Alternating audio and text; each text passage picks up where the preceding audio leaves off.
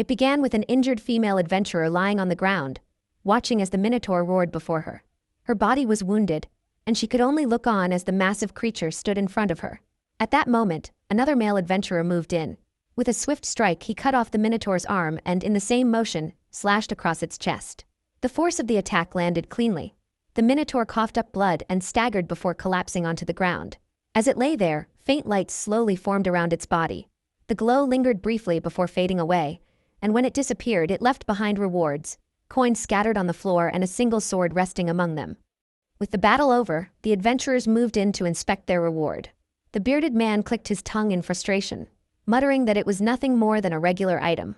Another adventurer replied that even so, such drops were far from easy to obtain. It was said that one could slay 50 minotaurs and still come away empty-handed. Before the conversation could continue, the injured female adventurer called out to them, urging them not to waste time talking and to return to the surface at once. The bearded adventurer, however, suggested that they should press onward to the 25th level this time. In response, she struck him on the head and shouted at him not to look at her.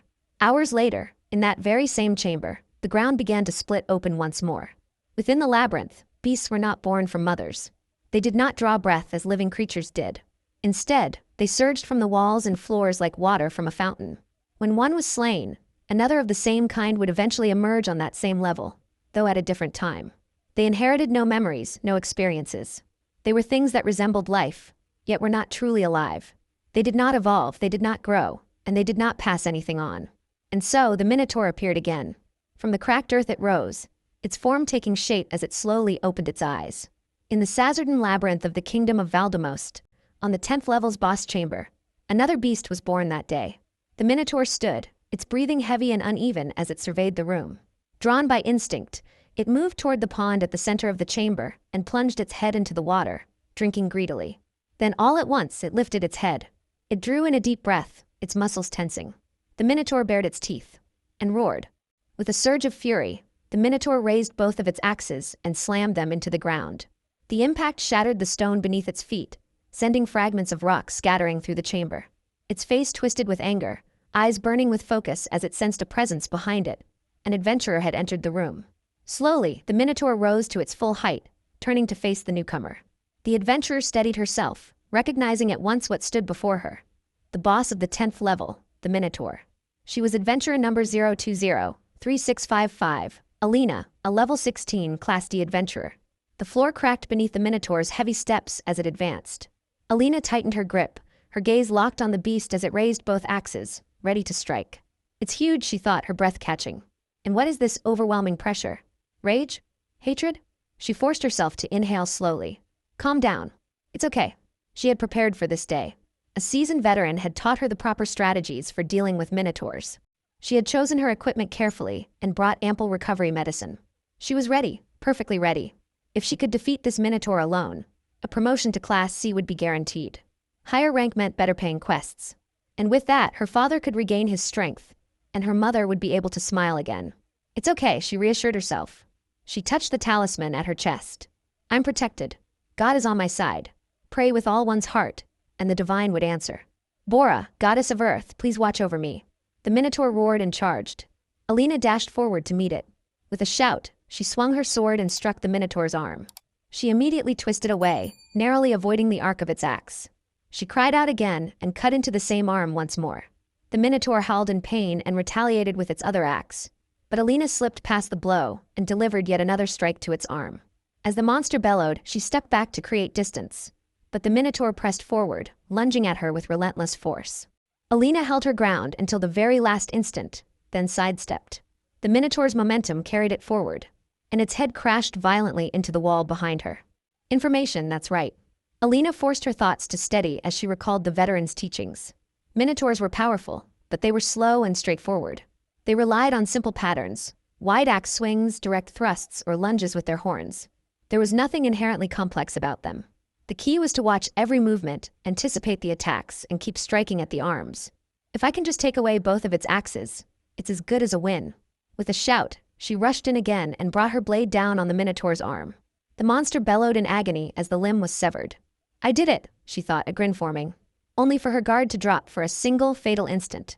The Minotaur swung its amputated arm like a club, the heavy stump crashing into her face and hurling her across the chamber into the wall. The beast snarled, baring its teeth as it stared at the blood pouring from its severed limb. Alina struggled to regain her footing, but then she saw it, the Minotaur drawing in a deep, deliberate breath. Her eyes widened as the veteran's warning echoed in her mind. When a Minotaur inhaled like that, it was the prelude to its special attack. Frenzy, a vicious technique that drained all strength from its target, leaving them temporarily unable to move. One direct hit could overturn the entire battle. That was why adventurers were told to keep health potions ready. Her hand shot toward her belt and froze. The vials at her side were shattered. The Minotaur finished gathering its breath and unleashed a thunderous roar. The shockwaves surged toward her. They struck. Alina's vision blurred, her body going slack as the strength drained from her limbs. Before she could recover, the Minotaur lunged forward and drove its horns into her, launching her into the air. She crashed to the ground somewhere beyond, her body refusing to respond. The floor trembled beneath her as she saw the Minotaur advancing, step by heavy step. If you make a mistake, if you realize you don't stand a chance, get out of the room. The veteran's voice rang clearly in her mind. Bosses could not leave their chambers. Knowing when to retreat was essential for survival. With sheer will, Alina forced her body to move. She staggered upright and began to run. Behind her, the Minotaur snarled, teeth grinding together. Alina gasped for breath as she pushed toward the exit. But the Minotaur roared, lifting its axe high behind her, and brought it down in a brutal arc that severed her leg. Alina cries out in agony as she stumbles and collapses onto the ground. Behind her, the Minotaur's heavy, thunderous footsteps draw closer with every passing second. Gritting her teeth, she drags her wounded body toward the exit, each movement slower than the last. Just as the Minotaur raises his axe high above her, she lets out a desperate shout and throws herself through the exit. The blade comes crashing down against the barrier with a violent impact. The Minotaur strikes the exit again and again, but the barrier only crackles and rumbles in response, holding its ground. The creature pauses, staring at the barrier with a low, rumbling growl. Pressing a hoof against it, he forces the magic outward, but the energy burns into his flesh, forcing him to recoil. He stands there, breathing heavily, his anger building with every breath. On the other side, he sees Alina, alive, struggling, but safe for the moment. His jaw tightens as rage overtakes him. Time passes in strained silence.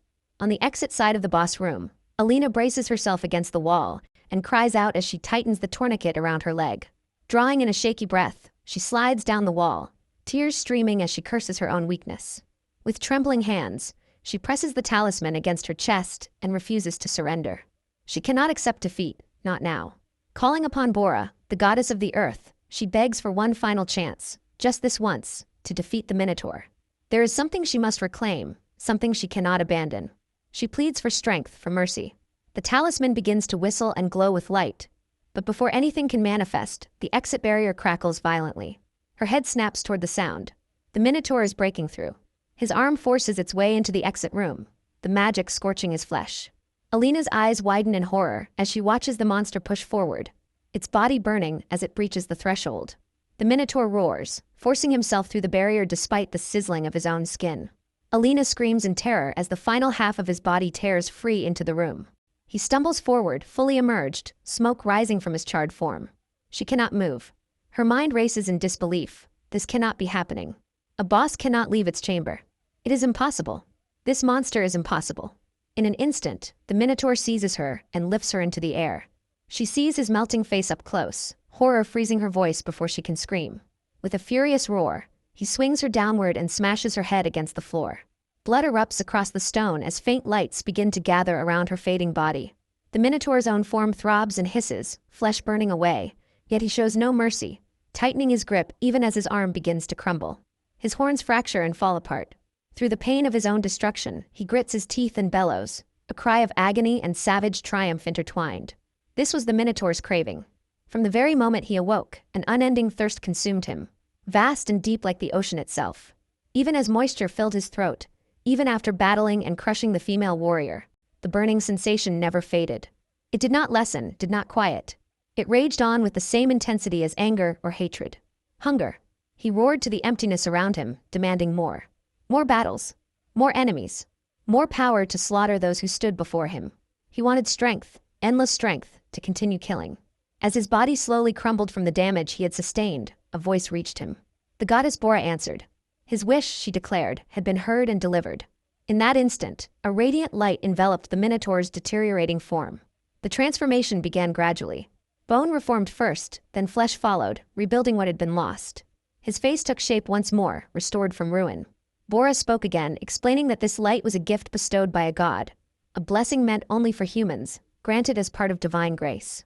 Grace earned through the accumulation of experience from victorious battles. It healed not only physical wounds, but also the mental strain of the recipient, reconstructing the body into something far stronger than before. A ceremonial growth. The Minotaur's power surged.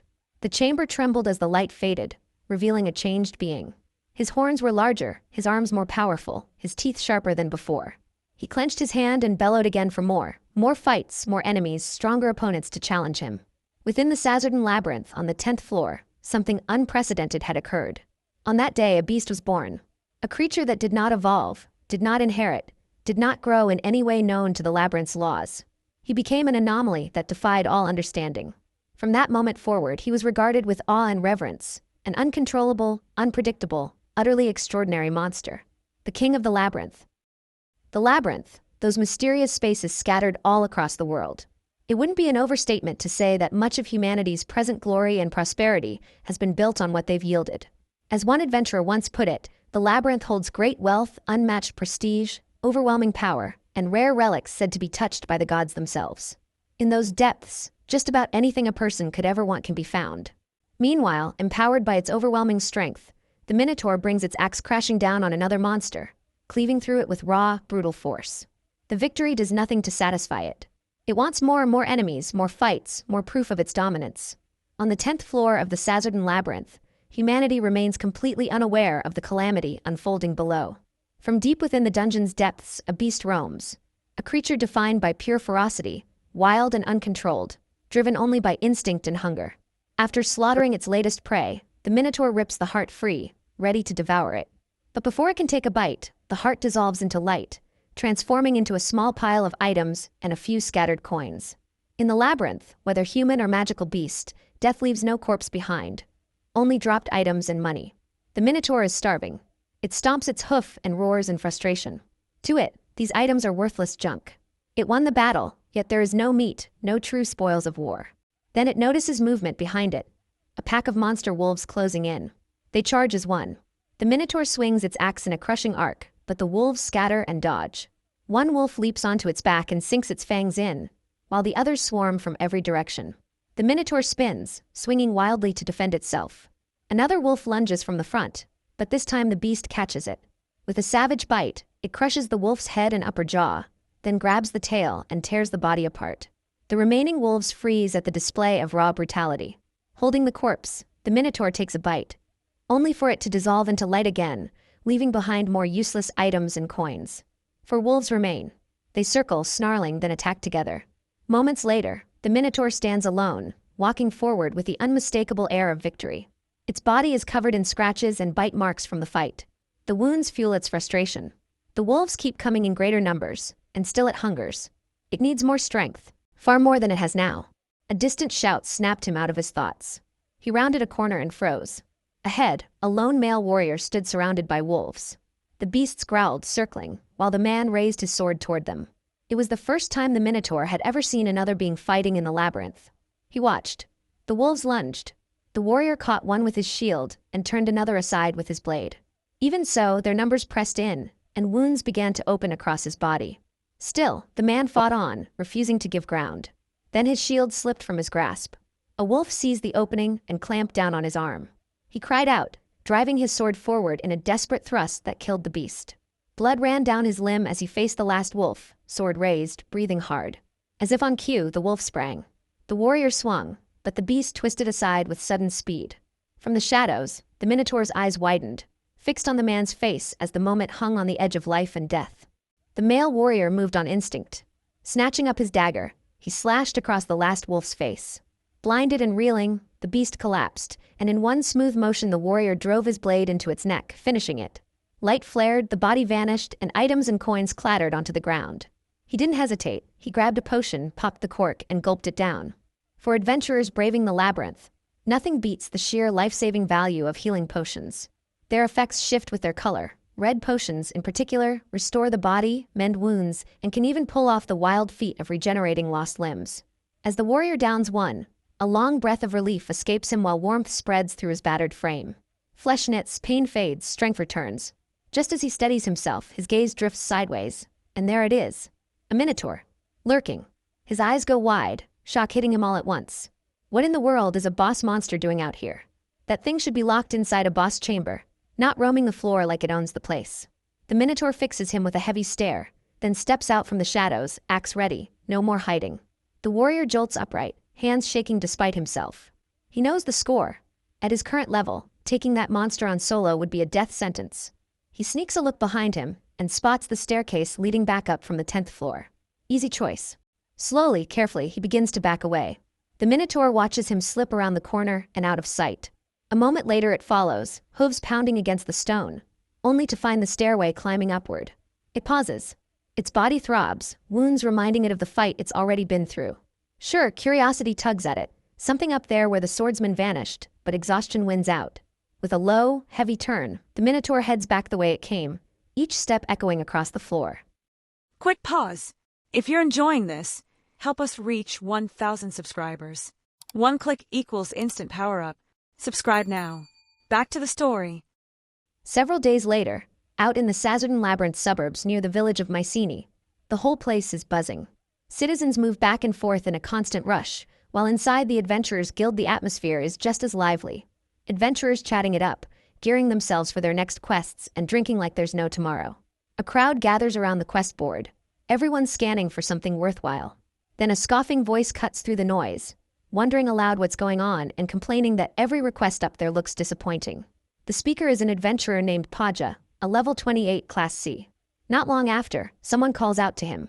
He turns and spots the guild president, who tells him he showed up at just the right time and asks if he can take a particular request. Paja reads it and raises an eyebrow. A cowhead investigation?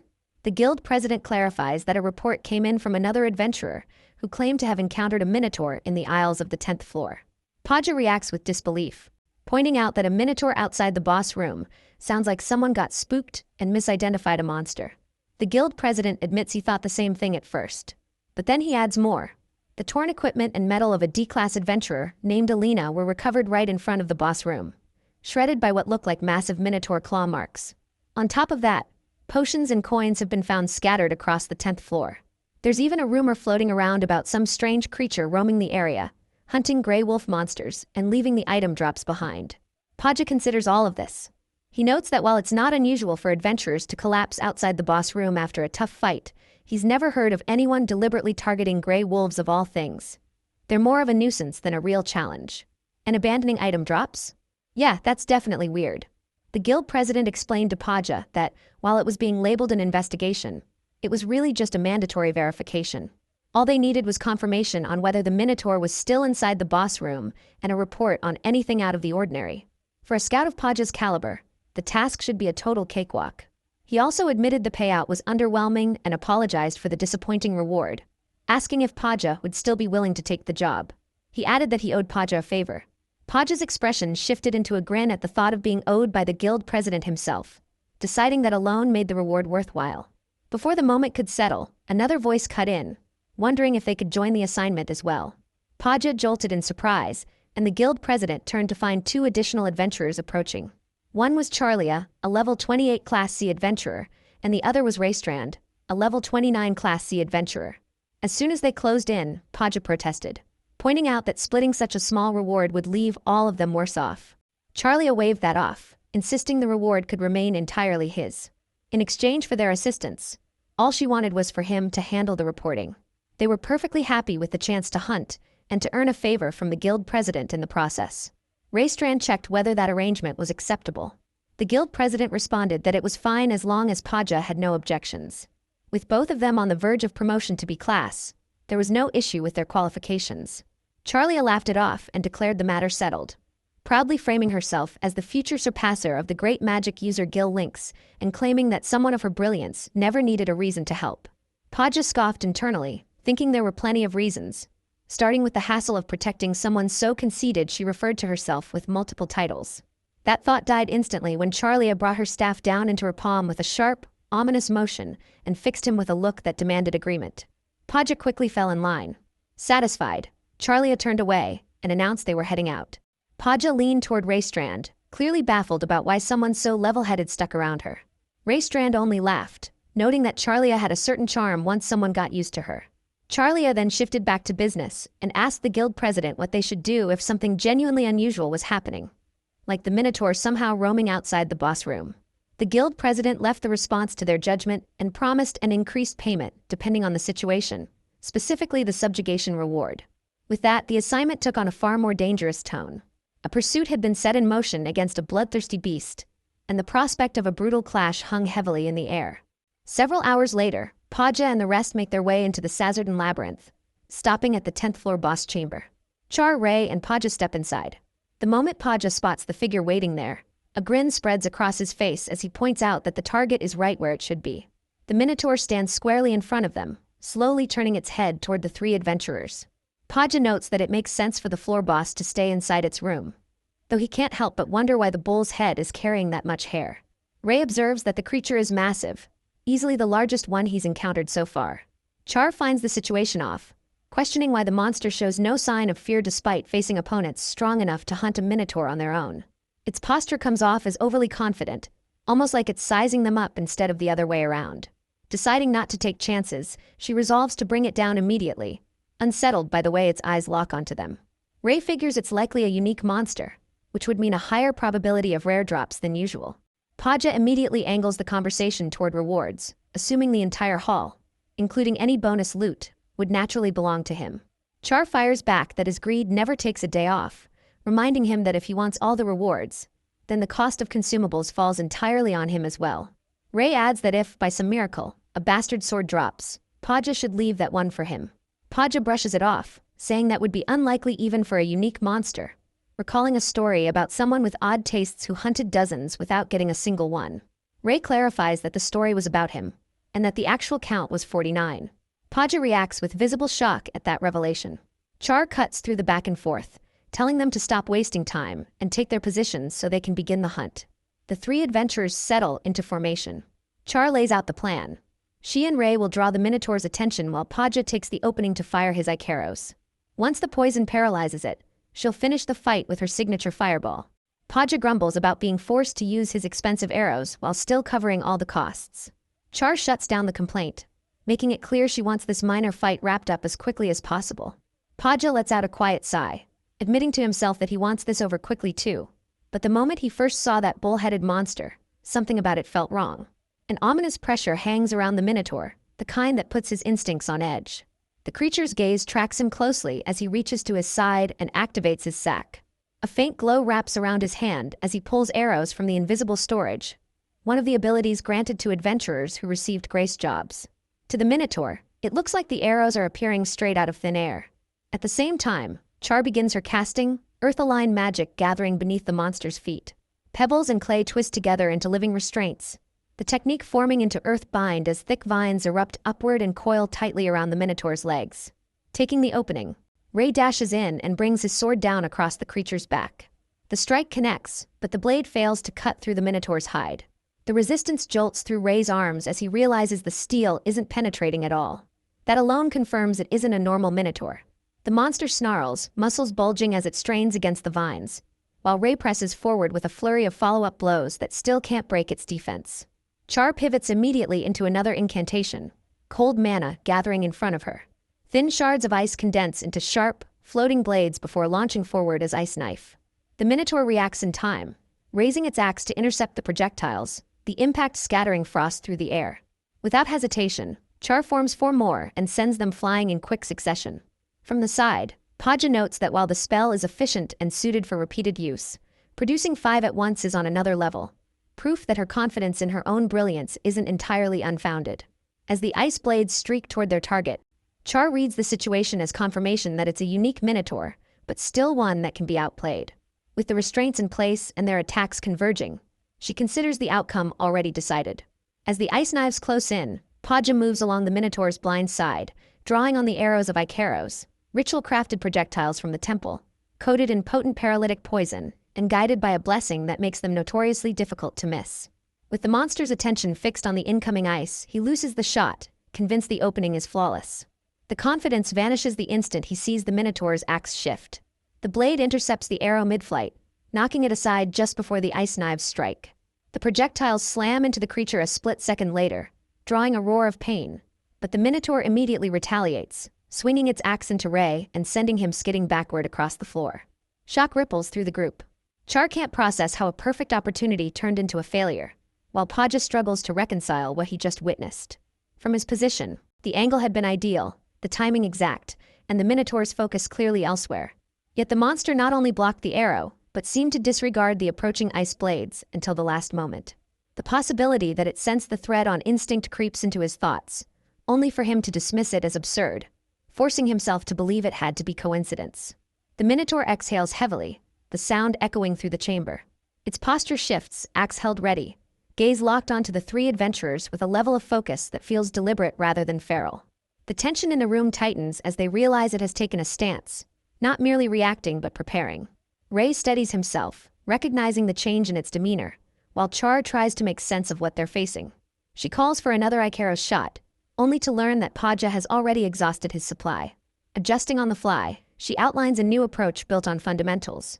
Surround the Minotaur from three sides, disable its weapon, and finish it cleanly. The urgency in her movements betrays a deeper pressure, the thought of falling short, of being compared unfavorably to the legendary Gil Lynx in her father's eyes, pushing her to tighten her resolve. With the plan set, the three adventurers reset their formation once more, bracing themselves against a foe that no longer feels like a simple boss encounter. While they waited for the Minotaur to make its move, Char drifted back to the moment she first received her staff. Her father had handed it to her, explaining that it was the holy wand he had once received from his own master, Gil Lynx. He told her to take it, admitting it wasn't a worthy replacement, but that it served as his farewell. He placed his trust in Raystrand to look after Char, and made it clear that if his reckless daughter ever tried to run off, he wouldn't care if Ray had to hit her to stop her. Char remembered declaring that even if she wasn't worthy yet, she would absolutely prove herself. She would use that wand for its true purpose, surpass Gil Lynx, and become the greatest magic user in the world. Her father stayed silent, which only pushed her to double down, insisting she would earn his approval and make him recognize her talent. Back in the present, the three adventurers launched their attack at the same time. Char unleashed a volley of ice knives, Paja fired off arrows, and Ray rushed in with his sword, but the Minotaur shut every move down. Char's blades flew straight for it, yet each one got blocked with precise efficiency. A sharp realization hit her. The strikes aimed at vital spots were getting stopped every single time. Frustration started creeping in among the party. A Minotaur was already considered a powerhouse boss on the lower floors, but this one had proven itself to be a full-blown demon beast with absurd strength and durability. The kind of enemy that normally required at least 3 fighters above Class C working together just to subdue. Right now, though, it wasn't even giving them an opening, even though their combined attacks had clearly wounded the creature. Once it settled into the proper stance, it guarded its core flawlessly, keeping every critical point out of reach. Despite being bound by Earthbind and bleeding from multiple injuries, the Minotaur's movements showed zero signs of slowing down. On the other side, the adventurers were barely holding it together, keeping themselves going by chugging red potions for stamina and blue ones for mental energy whenever they could. Supplies were limited, though, and no matter how many potions they swallowed, focus wasn't something that came back in a bottle. The mental strain just kept piling up. Paja's eyes went wide as another arrow missed its mark. Char immediately began casting again, launching into a long chant as her spell built up. Snake of light, roots coiling, flames rising, the ebony rabbit consumed and turned into fuel, the fire growing stronger with each layered incantation. The invocation stacked image after image, heat and wrath, bronze-red anger and gray-blue sorrow, all feeding into the forming blast. Paja instantly realized what she was doing. A fireball with a chant that long meant she would be completely exposed. Ray saw it too and knew it wouldn't land in time to matter. Char pushed forward anyway, driven by sheer pride. Someone aiming to become the greatest magic user in the world couldn't be allowed to struggle against an opponent she considered this small. That hesitation was all the Minotaur needed. It shifted targets in an instant, swinging its axe and hurling it straight toward Char. Paja could only watch and shout her name as the weapon cut through the air. Char's eyes snapped open at the sound of steel tearing into flesh, followed by the sensation of blood spraying outward. She saw that Ray had barely managed to block the axe, and his broken helmet had fallen to the ground. Ray reminded Char that staying calm was the most important thing for magic users, something her father had emphasized to her before. Char noticed the large gash on Ray's head, blood dripping down his face. Ray told her to take deep breaths. Overwhelmed, Char sobbed and apologized. Paja shouted for both Ray and Char as the Minotaur drew in a deep breath. He warned them that a frenzy was coming and urged them to give the yellow potion to anyone affected. The Minotaur finished inhaling and let out a deafening roar. Paja felt the frenzy beginning to take hold of him, but it was instantly neutralized when he swallowed the yellow potion. The potion cleared away abnormal conditions immediately. Recovered, Paja shouted to Char and Ray, asking if they could both move. They confirmed that they could. With renewed determination, Paja prepared to fire one final Icaros, hoping the finishing blow would work. Char realized aloud that Paja still had one left after all. Paja told himself that there should be a chance after the frenzy had been used. It would be a huge disadvantage, but they had no choice. This was the limit. Everything would end with this attack. But suddenly, the Minotaur drew in another deep breath. All three adventurers froze, unable to believe what they were seeing. Before they could react, the Minotaur unleashed frenzy again. The attack paralyzed them, and they all collapsed to the ground. Paja's thoughts raced. Continued use of frenzy? No way. It was said that the cow-headed beast could only use it once per fight. The Minotaur tore through Char's earth bind and began walking toward Paja. What was happening was beyond the adventurer's comprehension. This was utterly unimaginable. A demon beast in the labyrinth, not only leveling up and enhancing its skills, but also obtaining entirely new powers. For the adventurers, these factors made the struggle almost impossible. A demon beast of the labyrinth should never evolve or grow. Yet this one displayed a dangerous ability to learn and adapt. In a swift, brutal motion, the Minotaur sliced through Paja's head. Light exploded outward from his body, leaving only items and money behind. Char couldn't believe what had just happened. Ray stood, his expression steady, and told Char to step back. He would handle the Minotaur. Char tried to object, thinking that even if Ray could move under the effects of howling, it was too dangerous. Her thoughts were interrupted as Ray reassured her. He reminded himself of what he had said before. He had been tasked by her father to protect her. By his own choice, he would not fall as long as Charlia remained behind him. The Minotaur charged forward again, swinging its axe with deadly intent. Ray readied himself for a counterattack. He thought that there was only one axe left. If he could evade this final blow, the Minotaur would be left defenseless, and that might be their only chance to win. As the axe neared Ray's head, he shifted his foot and ducked. Relief flooded him when he successfully dodged the strike, but his moment of celebration was short-lived. Suddenly, he saw the Minotaur's fist coming at him, and before he could react, it slammed into his face. Ray could not believe it. The Minotaur had fainted, a move no ordinary beast could perform. Drawing on all its past experiences, the Minotaur cut off Ray's hand. Agony shot through him as he screamed, realizing that this Minotaur was unlike any he had ever faced. Among even the unique beasts, this one was abnormal. Char cried out for Ray, but he weakly told her to run, urging her to live a long life. She watched helplessly as the Minotaur struck Ray down again, slicing his body in half. His body erupted into light, leaving his armor scattered on the ground.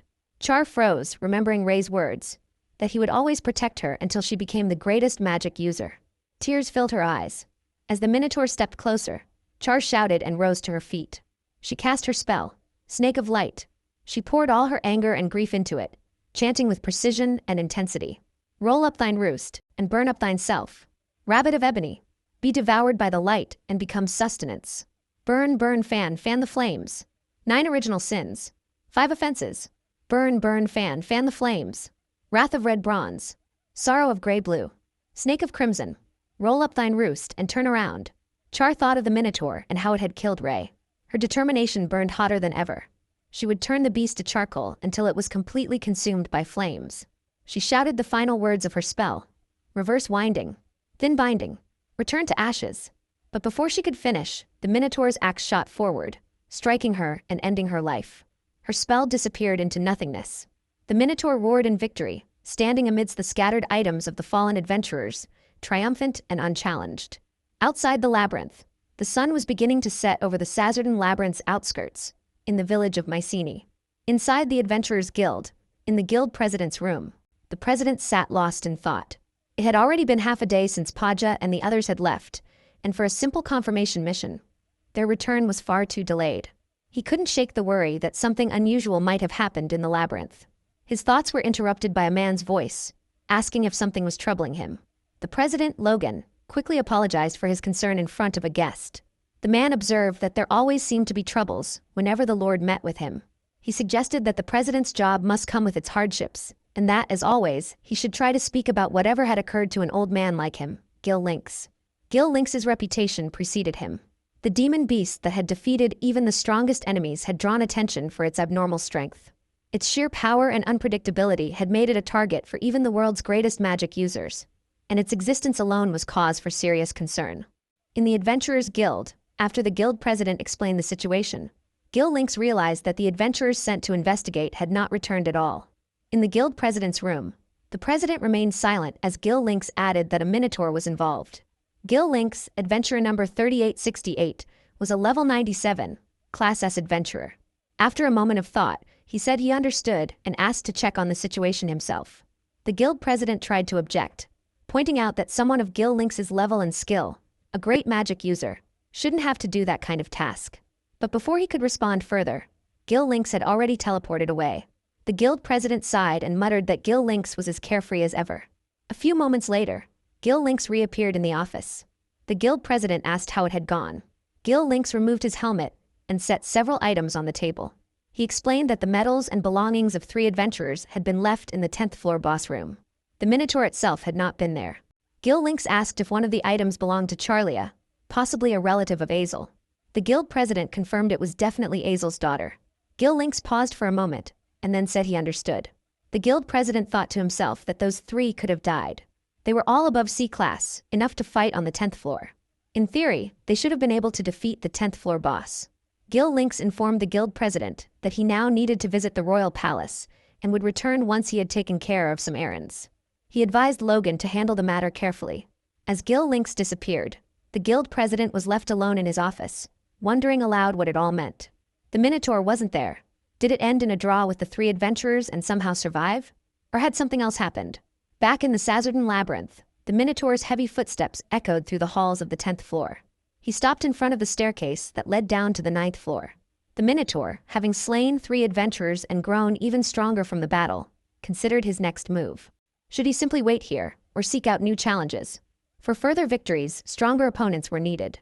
He wandered the labyrinth, searching for powerful foes. With a roar that shook the halls, he called for conflict. The next morning, a witness report about the Minotaur reached the guild president, Logan. Logan was taken aback. The 9th floor? He recalled that the 10th floor boss, the Minotaur, had supposedly been encountered on the 9th floor. The report came from 5 adventurers who had only become adventurers that year.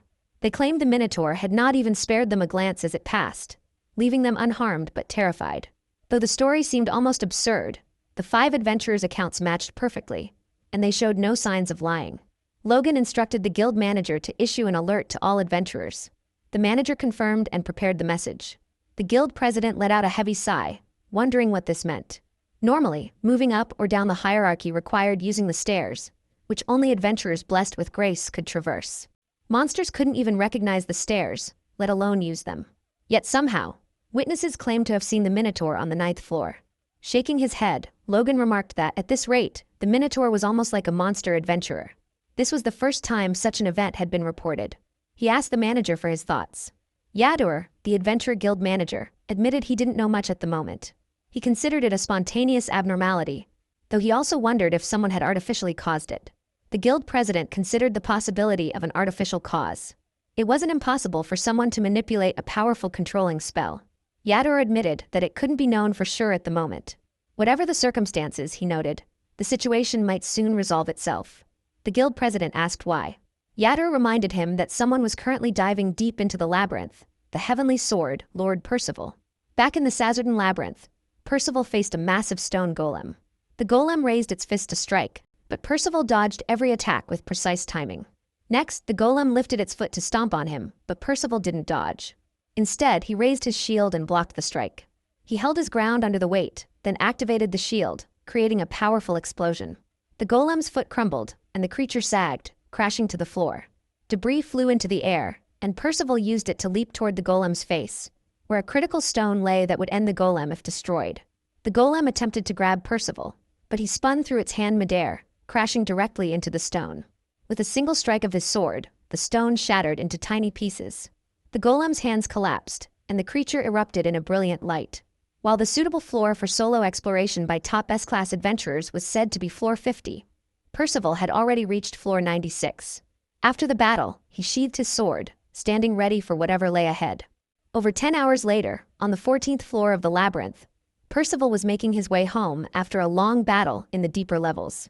He ate alone, quietly reflecting on his progress. Percival Mercurius, head of the Mercurius house of the direct line of aristocrats, rarely attended court councils.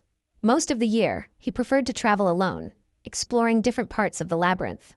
Known as an eccentric swordsman, he had been an adventurer since the age of 12.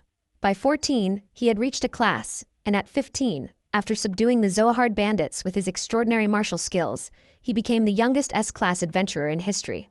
His unmatched talent with the sword earned him the nickname, the Heavenly Sword, a phrase first spoken by his childhood swordmaster, who declared that the boy's skill was truly a gift from heaven. As he ate, Percival reflected on his recent exploration. This expedition had been meaningful, and he had reached the 96th floor for the first time. He had also grown more familiar with using Endi's shield when facing giant enemies. The Mercurius house had preserved 5 legendary treasures over generations.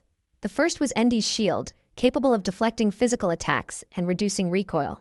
Next was Alestra's bracelet, which allowed arbitrary dissipation of magic. The third treasure, Rika's ring, enabled the invocation of attack magic.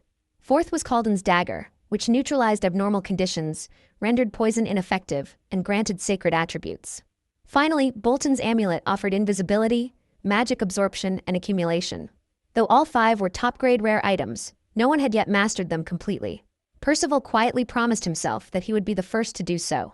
In his mind, he knew the lowest layer of the labyrinth was where he would be able to use his abilities to their fullest. His goal was to reach the 100th floor and face the labyrinth's main beast, the Metal Dragon. He planned to subjugate it alone, without interference, and fight freely against polished, powerful opponents.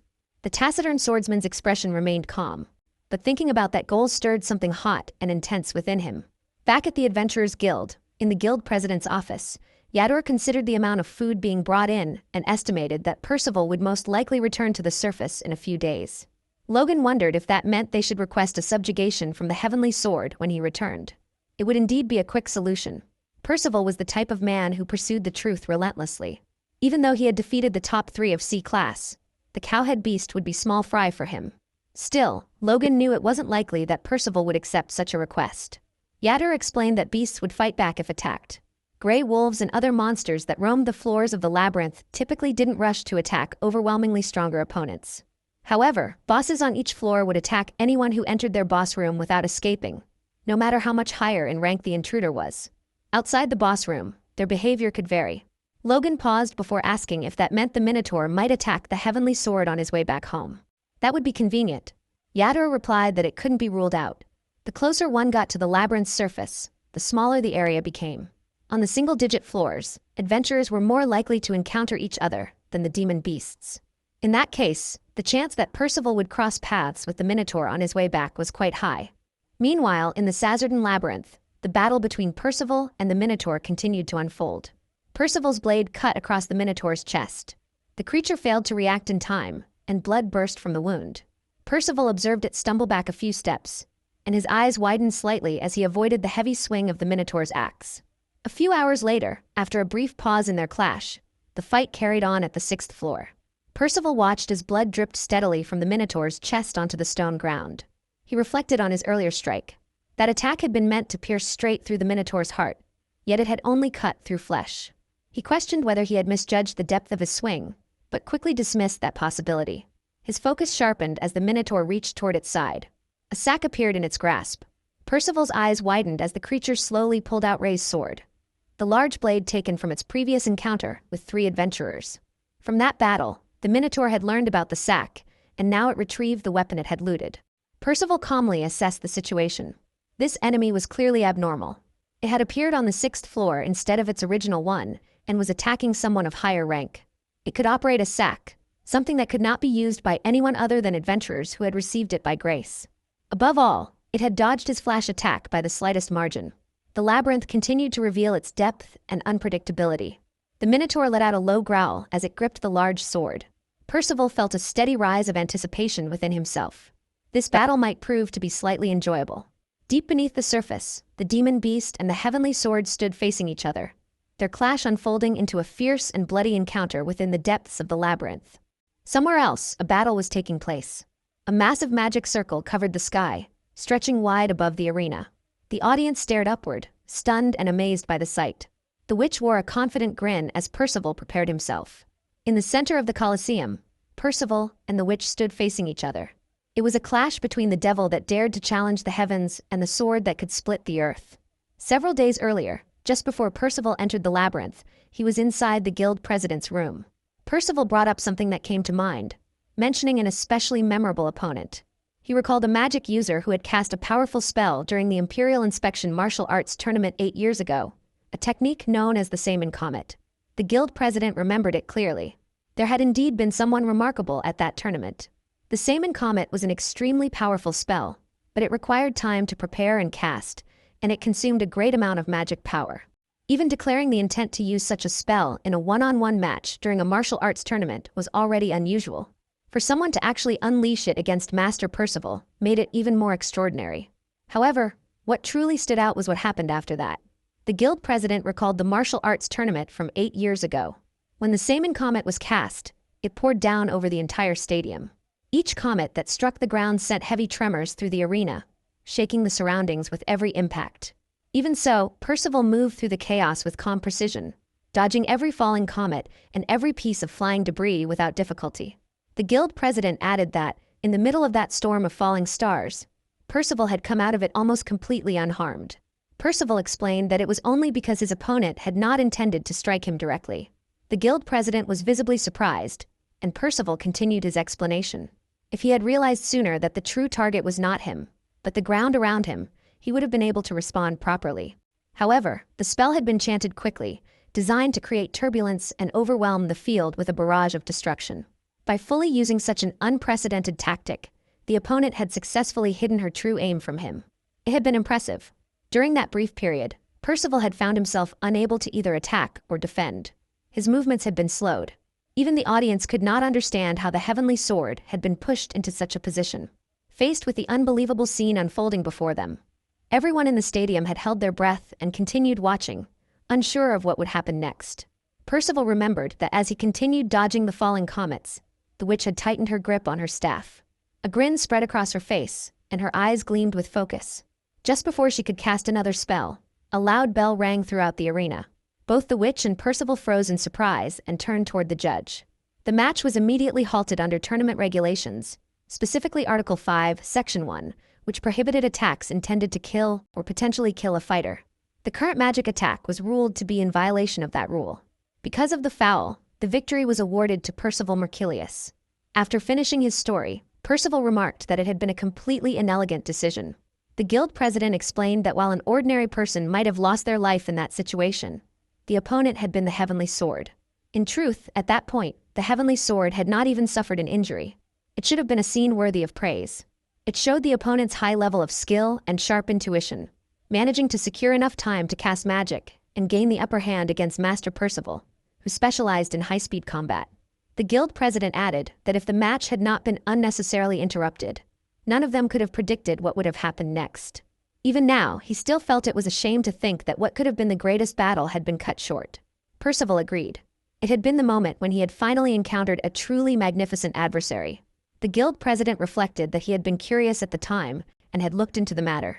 The referee had likely intended to gain favor with the Mercurius family, who were direct aristocrats, judging by that decision. Although such behavior was foolish, it was not uncommon. He then connected the matter to the present, implying that this was the reason for the labyrinth, addressing Master Percival. Percival closed his eyes and took a sip of his tea. He remarked calmly that the tea served there was good. The guild president informed him that the tea he had poured was Iodor.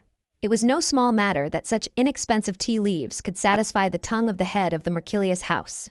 He mentioned that Percival was welcome to have it again once he returned from the labyrinth. Percival looked at the guild president in silence and affirmed that he would. Their conversation continued late into the night. Back in the Sazerdan labyrinth, Percival pressed forward with a rapid series of attacks against the Minotaur. However, the Minotaur blocked each strike with little difficulty. Right after Percival launched his attack on the Minotaur, he judged it to be stubborn. Its muscles were far stronger than those of normal individuals, so half-hearted strikes would never get through. It handled its weapons faster than he expected and kept blocking every attack aimed at its vital points. Those eyes were especially sharp. If he reached into his sack for a rare item, he could break out of this deadlock right away. But he was certain those eyes would not miss even the smallest movement. The Minotaur fixed its focus on Percival and slashed its sword at him. Percival dodged swiftly, reminding himself that all he had was this single longsword and a refined slashing technique. He swung his blade and unleashed a rapid series of attacks. The Minotaur stepped back while blocking with both its sword and axe. Even so, Percival's relentless strikes overwhelmed it, knocking the sword out of its hand. Percival prepared to follow up and charged forward. The Minotaur could not react in time, but at that moment Percival's body wavered. The Minotaur caught the change, and Percival clicked his tongue before striking once more and retreating. The Minotaur let out a roar and immediately swung its axe down, shattering the floor and sending chunks of debris flying toward him. Percival moved quickly, deflecting the debris one by one with his sword. Most of the fragments were knocked aside, but one struck his free hand. The potion he had been holding slipped from his grasp and rolled away across the ground. When the Minotaur noticed the item that had fallen from Percival's hand, it instinctively understood that he was exhausted. In truth, Percival's body was already crying out.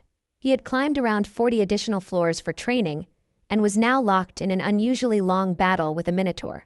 Fatigue was catching up to him. The Minotaur did not understand what potions did, yet it did not miss the opening that appeared. It sent another wave of shattered debris flying. Percival deflected them smoothly, but his eyes widened as the Minotaur suddenly rushed forward to press its attack. He avoided the series of heavy blows and realized there was no chance to heal. He wondered if he had somehow revealed his fatigue. As the Minotaur roared and continued its assault, Percival saw a different angle. If it kept attacking without pause, its defense would eventually weaken.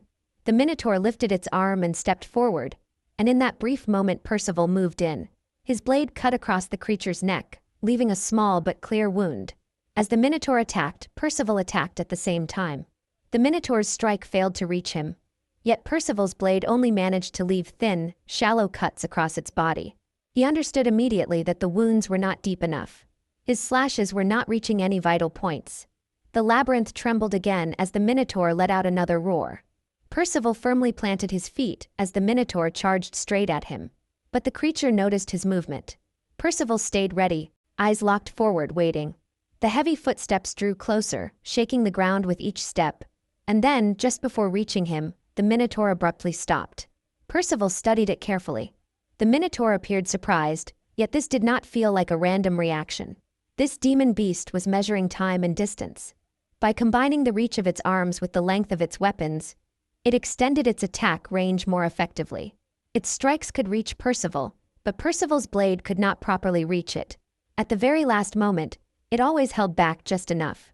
No matter how many times he cut at it, he could not land a decisive blow. The timing was almost flawless. More than that, it was challenging him. It had turned the battle into a test of endurance. Percival's limits against the Minotaur's limits. The question was simple. Which one would collapse first? Percival resolved himself fully. He would pour everything he had into this fight. As the Minotaur breathed heavily, he recalled the guild president's earlier words about the labyrinth and what it demanded of those who stepped inside. Something within him reignited. The light in his eyes grew sharper as he steadied his stance and beckoned the Minotaur forward. The Minotaur answered with a roar and swung its axe, launching into another relentless series of attacks. There was no need for words between them. Their blades clashed again and again, steel ringing through the trembling labyrinth. In that exchange of strikes, their rivalry spoke clearly enough. In the middle of the battle between the Minotaur and Percival, the two stood locked in a relentless clash. Their eyes stayed fixed on each other as they traded blow after blow. The sound of steel cutting through the air mixed with the heavy swings of the axe. Around them, the torches lining the dungeon walls burned brighter, their flames trembling from the force of each strike. The exchange was fierce and continuous, attack meeting defense without pause. Neither of them had a moment to breathe. The fight stretched on for a long time, with no clear end in sight. After some time, the Minotaur let out a loud roar, but Percival remained steady. He moved quickly, slipping past the Minotaur's attack and answering with a counterstrike. Again, the Minotaur attacked, and once more Percival barely avoided it, returning another sharp counter without hesitation. The Minotaur scoffed inwardly. Frustration built inside him. The red that covered the swordsman before him was not the man's blood, but his own, splattered across Percival's body. Grinding his teeth, the Minotaur reminded himself that despite fighting in this space for so long, He had not managed to land a single solid hit on the small human before him. Acting on impulse, he threw a heavy punch.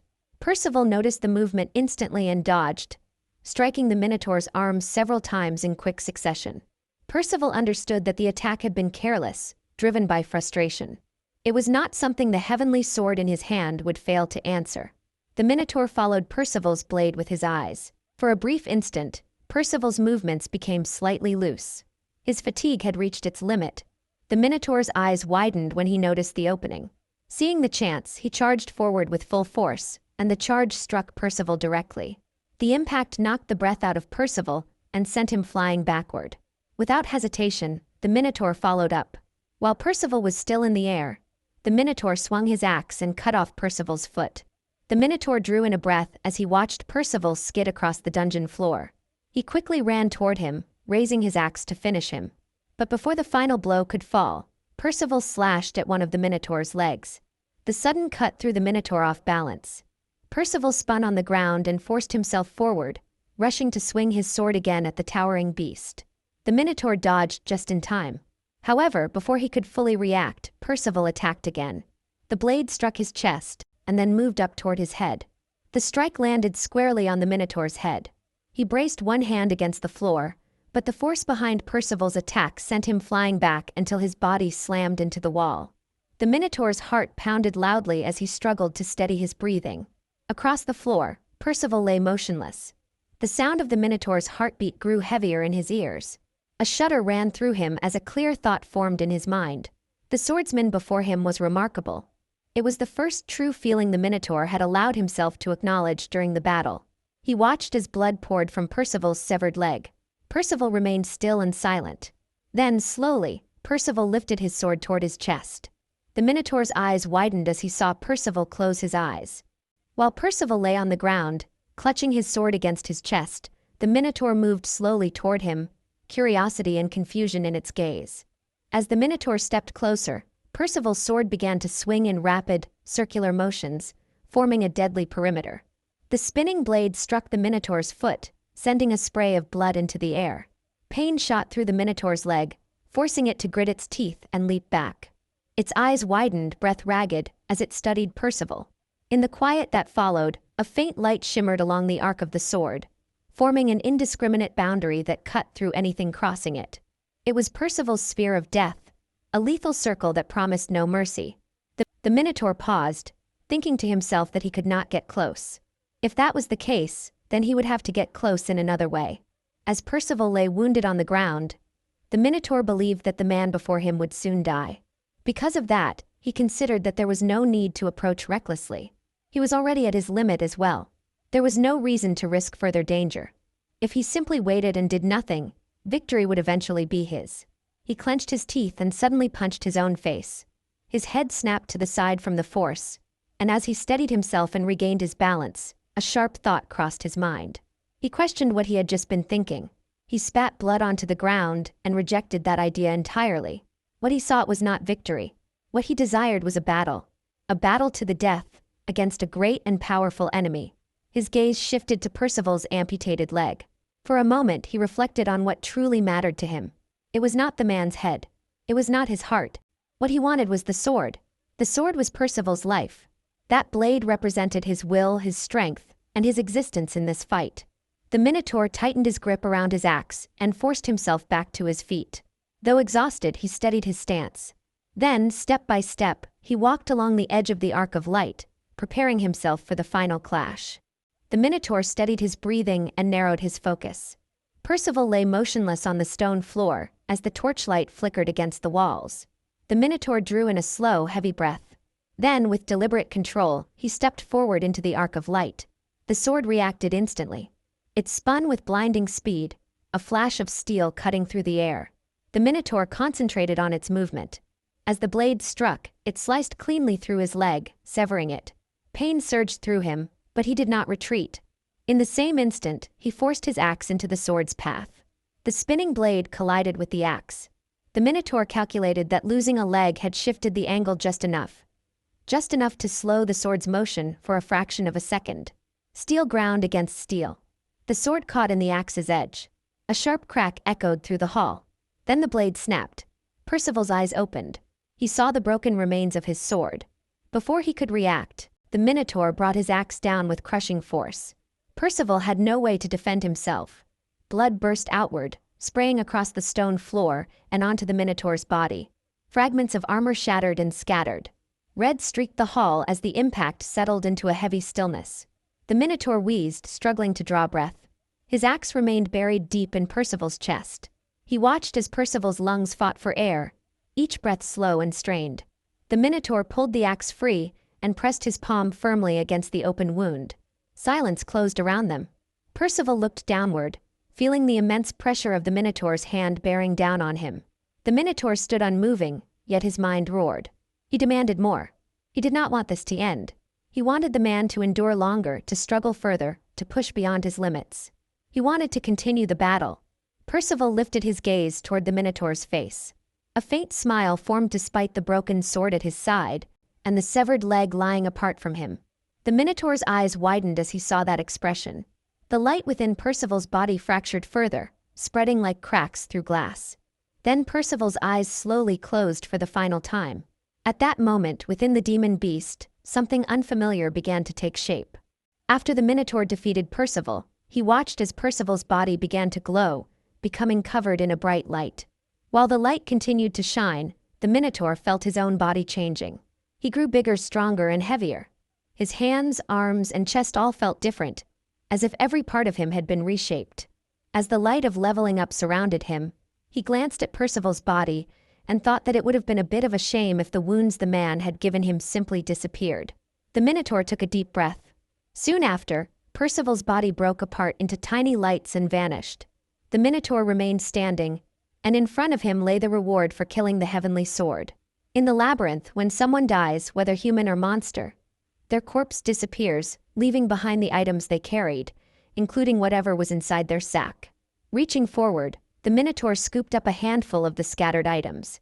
Among them were two particular objects that caught his attention. He summoned his own sack and placed those items inside it. After taking another deep breath, he turned away, leaving the rest behind. He felt like sleeping for a while. Although his wounds had healed because of leveling up, his muscles, especially his heart, were extremely tired. He walked off, leaving the remaining items on the ground, and moved deeper into the labyrinth. Several days later, as rain poured down outside, the scene shifted to the first floor of the Sazeradan labyrinth. A small monster was stabbed, causing it to die and drop 2 coins. The one who struck it was a child, who smiled as he looked at the coins on the ground. At that moment, someone shouted that once they got out of the labyrinth, they should carry him to the guild. The little boy watched as several adventurers brought various items out from the labyrinth. He heard one of them mention that with that amount, he had already reached quite a high level and questioned why he would head to such a place. Another replied that the only thing they knew for sure was that Moran was fortunate. The boys stayed quiet as the adventurers left the labyrinth. Back in the village of Mycenae, inside the Adventurer's Guild, Gil Lynx offered an apology to Logan. He explained that he had been handling several errands and ended up arriving late. Logan responded by apologizing as well, saying that it was he who had asked for Gil's attention during such a busy time. He then asked whether Gil had already eaten breakfast. Gil answered that he had, mentioning that he had shared the meal with the king. Logan remarked that he would not have expected anything less from a great sage. He then asked whether the queens had also been present. Gil replied that only the second queen had attended. He had been told that she had felt a cold coming on and had taken precautions that morning. Logan repeated the words, noting that it had been that very morning. He wondered aloud whether it had been the second queen herself who said so, rather than the king. Gil asked whether that was what Logan had heard. Logan questioned if he was mistaken. Gil answered that he could not say for certain. Within the royal court, conflicts often arose because of the different thoughts and positions surrounding power and how it should be used. That was how it appeared to him. In the end, what decided matters was often the abandonment of thought. Logan let out a sigh and remarked that he remembered hearing the same idea spoken several decades ago. Gil continued, saying that from a human's point of view, monsters were the monsters, yet from a monster's point of view, humans were the monsters. He asked whether that was what Logan had meant. Logan confirmed that it was. He recalled how shocking that realization had been, convincing him that the way people dealt with monsters could be unjust, rather than simply blaming villainous individuals. Gil clarified that he was referring to the unjust standards by which people thought. To monsters, ideas such as happiness and unhappiness, justice and injustice, success and failure, did not hold the same meaning as they did for humans. Even so, he believed such concepts existed to some degree. There was at least one common trait shared between humans and monsters: reason and a sense of value. Logan sighed again and observed that Gil seemed to brush shoulders with monsters far more often than with people. He then wondered whether Gil was even still human. Gil scoffed at the remark and replied that it was a cruel thing to say. And in that regard, Logan was being quite unjust. The two of them shared a quiet laugh over the exchange. After some time spent talking, Gil shifted the topic and asked what had become of the Minotaur incident. From what he had heard downstairs, the matter had already reached the higher ranks and caused quite a stir. A knock at the door drew Logan's attention. He said to wait a moment. Since the tea had run out, the person he was expecting should have arrived by now. He gave permission for the visitor to enter. Yadur stepped inside and greeted the guild president. Logan asked whether he had brought the new tea. Then he added that although Gil might be a monster, Yadur had still not lost to him. He wanted Gil to see Yadur's actions, especially how he had seen through the entire situation. Logan turned toward Yadur and noticed the look on his face. His eyes widened slightly as he asked what had happened. In the Adventurer's Guild lobby, a crowd had gathered around a mountain of items. Yadur explained to Logan that, as he could see, no matter how many times it was appraised, the result remained the same. It was undeniably that man's adventurer medal. Logan requested that it be appraised once more, just one more time. Gil advised him not to trouble his subordinates any further. The contents of the sack alone were more than enough to raise someone's level. Such items could not simply belong to any ordinary adventurer. The sheer amount of equipment laid out before them served as more than sufficient proof. He then asked whether the party over there had been the ones to find it. Yadur confirmed that they were, and pointed out that their leader was Moran. Moran insisted that he was not a leader, and that they were not a party. What he had found had simply been too much for him to carry alone, so he had hired a few passers-by to help transport it. He then questioned whether those items truly belonged to the Heavenly Sword. It did not seem possible to him. Gil asked which floor the items had been discovered on. A guild staff member replied that they had been found on the 6th floor, near the staircase leading down to the 5th. Gil repeated the number quietly in his thoughts. The 6th floor. He wondered what Lord Percival could have been doing on such a low-level floor. As he considered this, his gaze shifted to a pair of boots lying among the pile of items. Moran called out to the guild president, asking what he was doing and urging him to hurry and appraise the mountain of items. If they truly belonged to the Heavenly Sword, then most of them should be rare. He reminded them that, according to regulations, half of the findings should belong to the discoverer. Logan turned to Yadur and asked if he could leave the rest in his hands. Yadur answered that he understood. He would carry out the distribution process according to the regulations. He also stated that he would wait for a copy of the list as soon as the appraisal results were finalized. Logan thanked him before leaving the lobby and making his way toward his office. After Gil closed the door behind them, he informed Logan that among the recovered items were the fool's boots. Seeing them had reminded him of something. Monsters above the 50th floor did not attack. So when Percival returned from the deeper levels, he would equip the unnamed sword and the fool's boots as added weight, then dash toward the surface as a form of training. That was something Percival had once mentioned. The fool's boots were a cursed item that greatly reduced a person's physical ability when worn. Logan slammed his fist onto the table. He could not accept it. Even in the deeper levels, and certainly not on the 6th floor, there should not have been a monster capable of killing the Heavenly Sword. Not even if he had been wearing the fool's boots.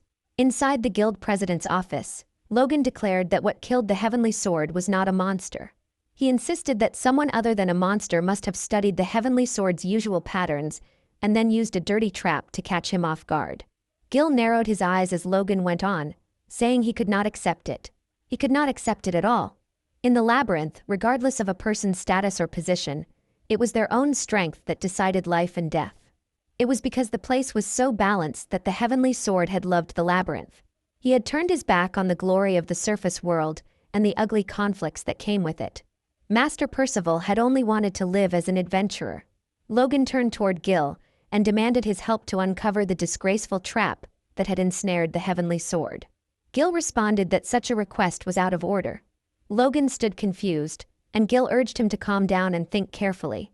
Lord Percival's mysterious death had taken place inside the labyrinth. At the same time, a certain abnormality had already been confirmed within that labyrinth. Logan reacted strongly, questioning whether Gil was truly suggesting that the heavenly sword had been brought down by that Minotaur or whatever creature it was. He insisted that something like that could only happen if the heavens and the earth themselves had been overturned. Gil answered that he, too, found it hard to believe. Gil reminded Logan that everything unfolding bore a troubling resemblance to the incident with Azel's daughter. Logan opened his mouth to object, but Gil pressed on, explaining that Percival's death could spark problems in the human world. His status within the direct families, coupled with the renown of the heavenly sword, made him, for better or worse, impossible to ignore. Yet, focusing on that alone would mean abandoning the abnormality staring them directly in the face. He asked Logan where the guild president's duty truly lay, outside in the world, or inside the labyrinth. Logan's eyes narrowed as he absorbed the words. Slowly, he forced himself to calm down, admitting the truth in Gil's argument. To have abandoned careful thought was to neglect the very essence of his role. A sigh escaped him, and he muttered that he was unfit to be guild president. Gil's voice softened but carried weight, questioning whether the value others placed on a life was merely the price of a corpse, or the sum of that person's memories. Logan's distress over Lord Percival showed clearly that Percival had been a friend of immense worth. Logan looked down, gathering himself, and declared that their immediate priority was to confront the Minotaur. The abnormality within the labyrinth had to be subdued and eliminated, and only then could they determine how deeply it was connected to the heavenly sword's death. With urgency, he made his request again, imploring Gil to lend his power. The call was clear and solemn. The great magic user, Gil Lynx, was needed.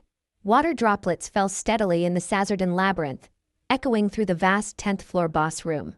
The Minotaur rested there, eyes open, surveying his surroundings. A voice broke the silence. Someone noticed his presence, and a female warrior exclaimed at his size, remarking on the thick, muscular arms and the unusual vigor he radiated. A male warrior speculated that creatures of unique types might drop rarer items, the rarer their abnormality. A witch among them reminded the group that they were only supposed to observe, suggesting they leave this small fry alone and move on. The female warrior disagreed, insisting it was worth checking the formation before attempting the 30th floor. The male warrior laughed, agreeing that preparation exercises were important. The witch sighed in resignation, acknowledging how things inevitably unfolded. The Minotaur's eyes flicked toward the adventurers, and he slowly rose to his full height. The male warrior approached cautiously, noting how enormous the creature appeared when standing, almost ogre-like. The witch urged them not to underestimate it. It was a Minotaur, after all, and that they needed to act quickly. The female warrior confirmed her readiness.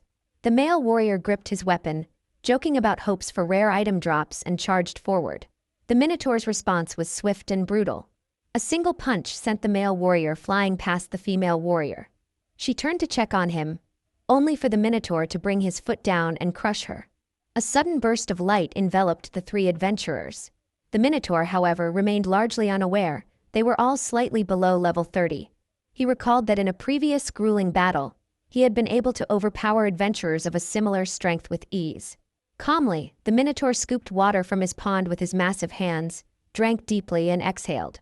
Once refreshed, he returned to his resting spot near the wall, the subtle authority of his presence filling the room. This time, the Minotaur's level up had not just strengthened his combat abilities, it had brought an extraordinary increase in intelligence. Previously, even among monsters with low intellect, his had been particularly limited.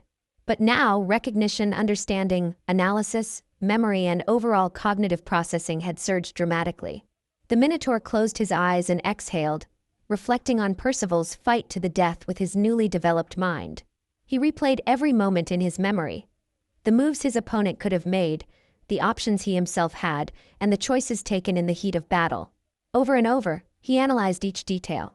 In doing so, he realized anew that he had triumphed in a fight he should not have been able to win. The thought of Percival's technique stirred something deep within him. A terrifyingly powerful opponent. This had been the first time a fight had shaken him so profoundly. And yet, a smile spread across his face as he remembered it. The beautiful arcs of Percival's sword traced through the void, burned into the Minotaur's mind, and would never fade.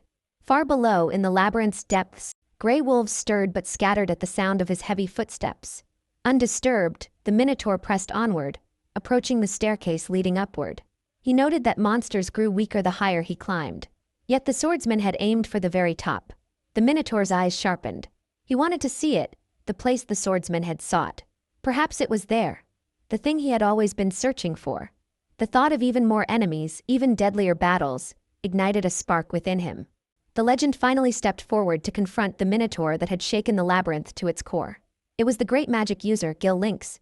He was an elder of the Balidmost Kingdom's Magic Academy, a man whose many heroic deeds and stories had long been passed down like fairy tales.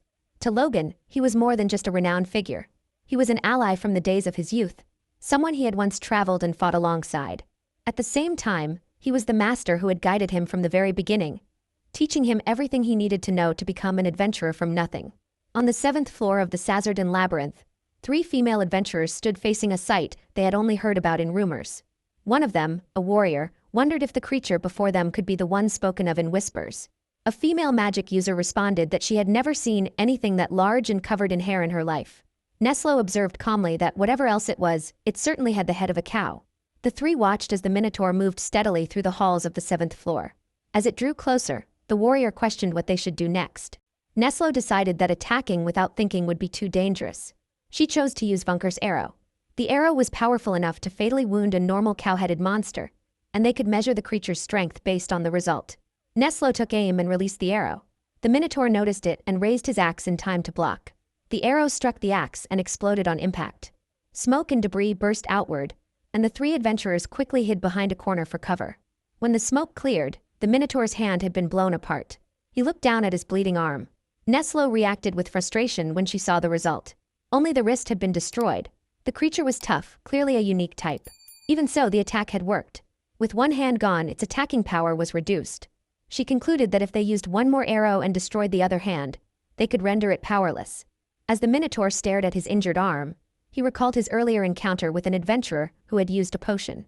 He placed his sword on the ground and reached into his sack. The 3 women watched in disbelief as he pulled out several red potions and poured them into his mouth. He crushed the potions between his teeth.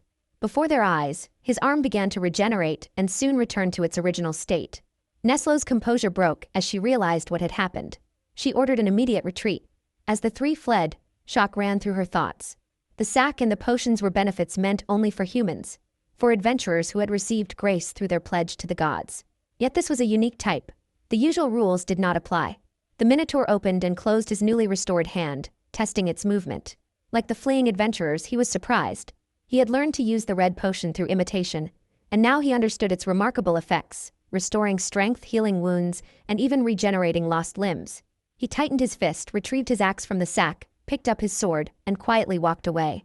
At the same time, outside the Sazerdan Labyrinth, on the outskirts of Mycenae City, inside the Adventurers' Guild, the lobby was filled with the usual noise of adventurers talking among themselves. Amid the lively atmosphere, a single flower rested on top of the guild president's desk, shining with a faint light. Logan looked at it and reflected quietly that nothing less could be expected from the heavenly sword. Appraising the value of something of that level would take more than a month. He stretched his tired body and let out a slow sigh. His gaze returned to the glowing flower as he recalled the moment Gil had handed it to him. His thoughts shifted back to the labyrinth. A minotaur. He questioned what exactly was happening inside those depths. Since the first report, there had been multiple sightings of it both above and below the 10th floor. That meant it had been confirmed to move between floors. It behaved almost like an adventurer, a monster that acted as one. The idea sounded unreasonable. Yet if such a being truly existed, the possibility could not be dismissed. Within the labyrinth, adventurers were granted various benefits. The ability to move between floors was one of them. There were also the effects of potions and the storage ability of a sack. Logan paused mid-thought, and his eyes widened as something connected in his mind. Leveling up. If it functioned like an adventurer, then it could gain experience by defeating enemies and increase its level. By leveling up, both physical strength and mental ability would grow. That possibility aligned with what had happened to Podge's party. If the creature had grown stronger through leveling, then it must have been the one who killed them. Logan struggled to accept the conclusion forming in his mind. Stronger opponents granted more experience. If the Minotaur had defeated someone as powerful as the Heavenly Sword, then the amount of growth it gained would be immense. A heavy feeling formed in his throat as he considered the implication. He could only wonder what level the Minotaur had reached by now. The tension in the room had not yet settled when the door suddenly opened. Yatter stepped inside and offered a proper greeting to the guild president. Logan flinched at the unexpected entrance and raised his voice in complaint, telling Yatter not to startle him like that. Yatter calmly responded that he had knocked before entering. He then asked if something was wrong, noting that Logan looked unusually pale. Logan steadied himself and answered that it was nothing. The more he thought about the situation, the stranger it seemed to become. He pushed those thoughts aside and asked whether something had happened. Yadur informed him that the housekeeper of the Mercilius family had arrived. They wished to consult directly with the guild president. Logan immediately questioned whether it was related to the heavenly sword, asking if the family had already been notified. Yadur confirmed that they had not. Preparations to send the notice were still underway. Logan considered this carefully. If the visit was not about the heavenly sword, then what could it concern? It seemed unusual for a housekeeper of that standing to appear in person over a trivial matter. After a brief pause, he instructed Yadur to escort them into the room. Moments later, Yadur formally announced their arrival. The housekeeper of the Mercilius family, Master Panja Laban, entered the room, accompanied by Master Julius of the Zelger family. The housekeeper stepped forward and introduced himself as Panja Laban. Logan rose from his seat, bowed respectfully, and expressed that it was an honor to welcome such a distinguished guest. He introduced himself as Logan, the Adventurer's Guild president of Mycenae. As Yadur began preparing tea, Logan gestured for them to sit. Once Logan and his guests had settled inside the office, Panja offered an apology for arriving without prior notice. Logan responded that he had heard there was something Panja wished to discuss with him. Before addressing the matter, Panja stated that he would first like to introduce the young man accompanying him. Logan's eyebrows lifted slightly at the use of the title Master. Panja clarified that the young man was the one he served, and that Zelger was Master Julius's household name. His true house name was Mercilius. Master Julius had been formally recognized as the legitimate successor of the Mercilius family, Master Percival Conde de la Mercilius Mortis. Logan's eyes widened at the revelation. The words successor and head echoed in his thoughts, and the realization struck him. The heavenly sword had a son. That meant he had been married. A brief silence filled the room as Logan caught himself. He quickly lowered his head in apology, expressing his deepest regret for his outburst. Panja let out a quiet sigh and assured him there was no need for such humility. Adventurers followed their own code of etiquette, and in this place they themselves were the outsiders. He further added that Logan had been Lord Percival's mentor and supporter within the Adventurers' Guild. Master Percival had often spoken of how comfortable he felt here, under the guild president's careful watch. His restless nature frequently brought him back to this place. They were grateful to both the labyrinth and to Logan, as their lord had always been able to return home safely after spending time in Mycenae. Panja paused when mentioning Lord Percival, correcting himself after nearly using the title Heavenly Sword. He then stated that they should return to the matter at hand, as there was something he wished to show. Reaching into his sack, Panja drew Logan's attention. Logan found himself focusing on the sack as Panja retrieved a small box. Inside was a cracked crystal ball. Panja explained that the waves of life belonging to his lord were recorded within that crystal ball. Logan repeated the term waves of life under his breath, his eyes briefly shifting toward the flower Gil Lynx had given him, still resting on his desk. Panja continued, explaining that it had been Master Julius's daily routine to check the crystal ball once or twice each day. However, by evening, the flame within the crystal had vanished. Just yesterday morning, everything had appeared normal. Julius struggled to contain his emotions as Panja spoke on. If the guild president knew anything regarding Lord Percival's whereabouts, they asked that he share it. Logan gathered his thoughts before responding that they had, in fact, been preparing to inform them. He rang a small bell, and Yadur entered promptly. The documents were placed carefully on the table, and Yadur instructed Panja to sign the receipt. After the signature was given, Yadur politely excused himself and left the room, closing the door behind him. Left alone once more in the office, Logan faced his guests and explained the contents of the documents that had just been delivered. The envelope was a letter addressed to the Mercilius house, accompanied by a detailed list of the items that had been recovered. Included among them was Lord Percival's adventurer medal. He then informed them that the day before, on the 6th floor of the Sazerdan Labyrinth, Lord Percival's remains had been discovered. He offered his apology. Panja quietly excused himself and began reviewing the recorded list of items. Logan waited in silence as he examined each entry.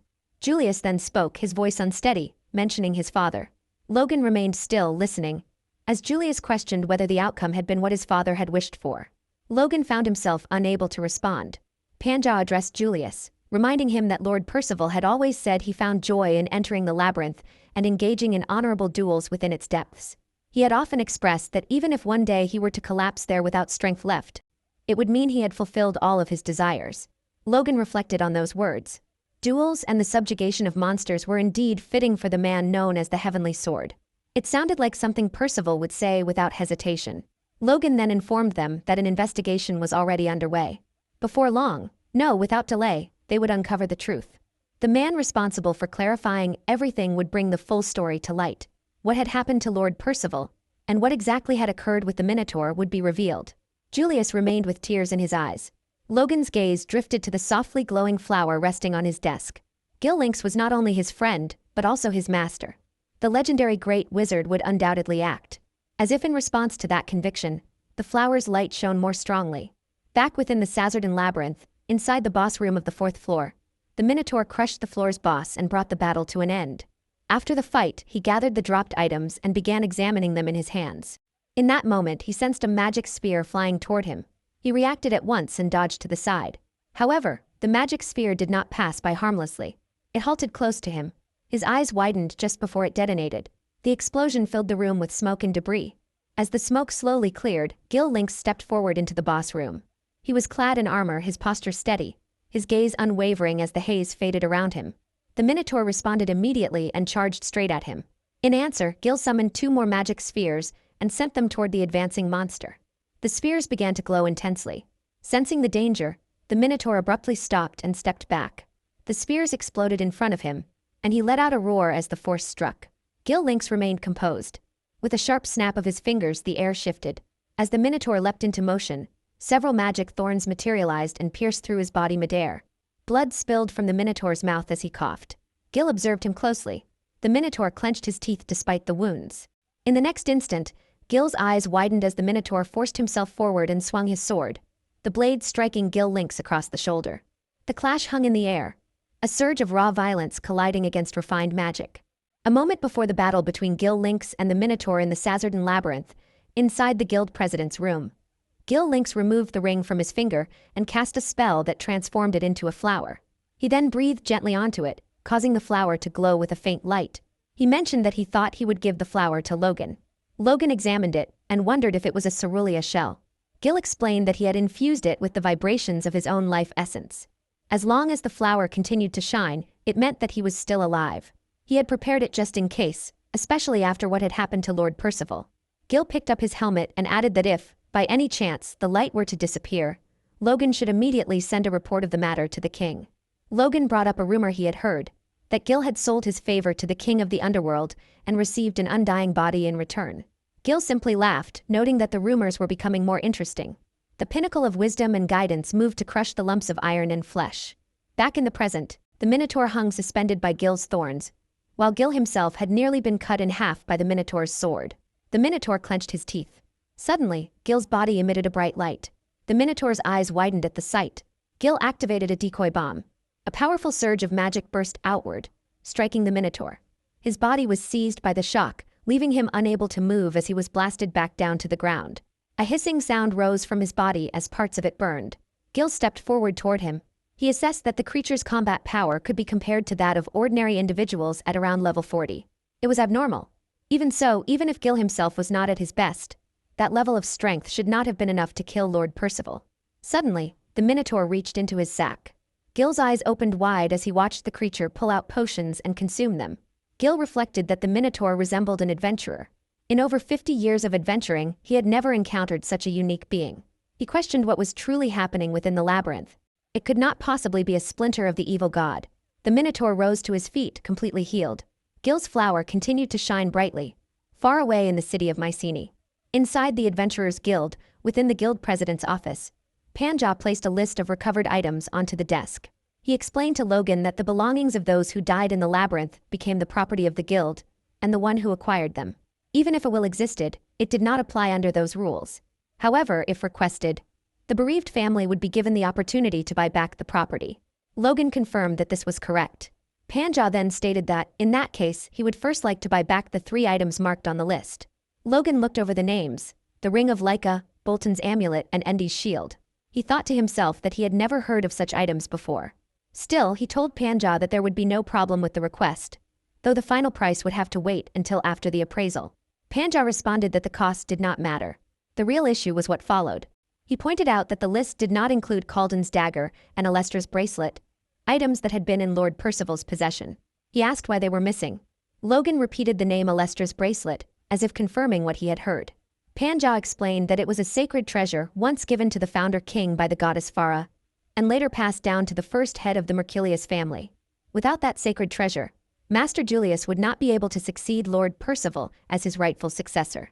Logan acknowledged the explanation, noting that when the head of the Mercurius family assumed leadership, they would wear Alestra's bracelet and enter the court upon invitation from the king. Panja continued, explaining that the Holy One would then take the bracelet, symbolically linking the founder king's prince with the new head of the family. Though this was purely a ceremonial convention, losing the bracelet carried consequences far beyond mere reputation. Recovering it was therefore critical. As for Calden's dagger, its recovery could wait, but Alestra's bracelet demanded immediate attention. The guild president emphasized that they needed to consider matters in proper order. Percival's remains had been found on the 6th floor, so the first question was what had happened to the bracelet and dagger at that time. Panja expressed disbelief that Lord Percival would have lost them. Given that both items were imbued with special blessings, it was unlikely they had been damaged or destroyed. Logan pointed out that the only plausible scenario was that the items had been lost as a direct result of whatever had killed Percival on the 6th floor.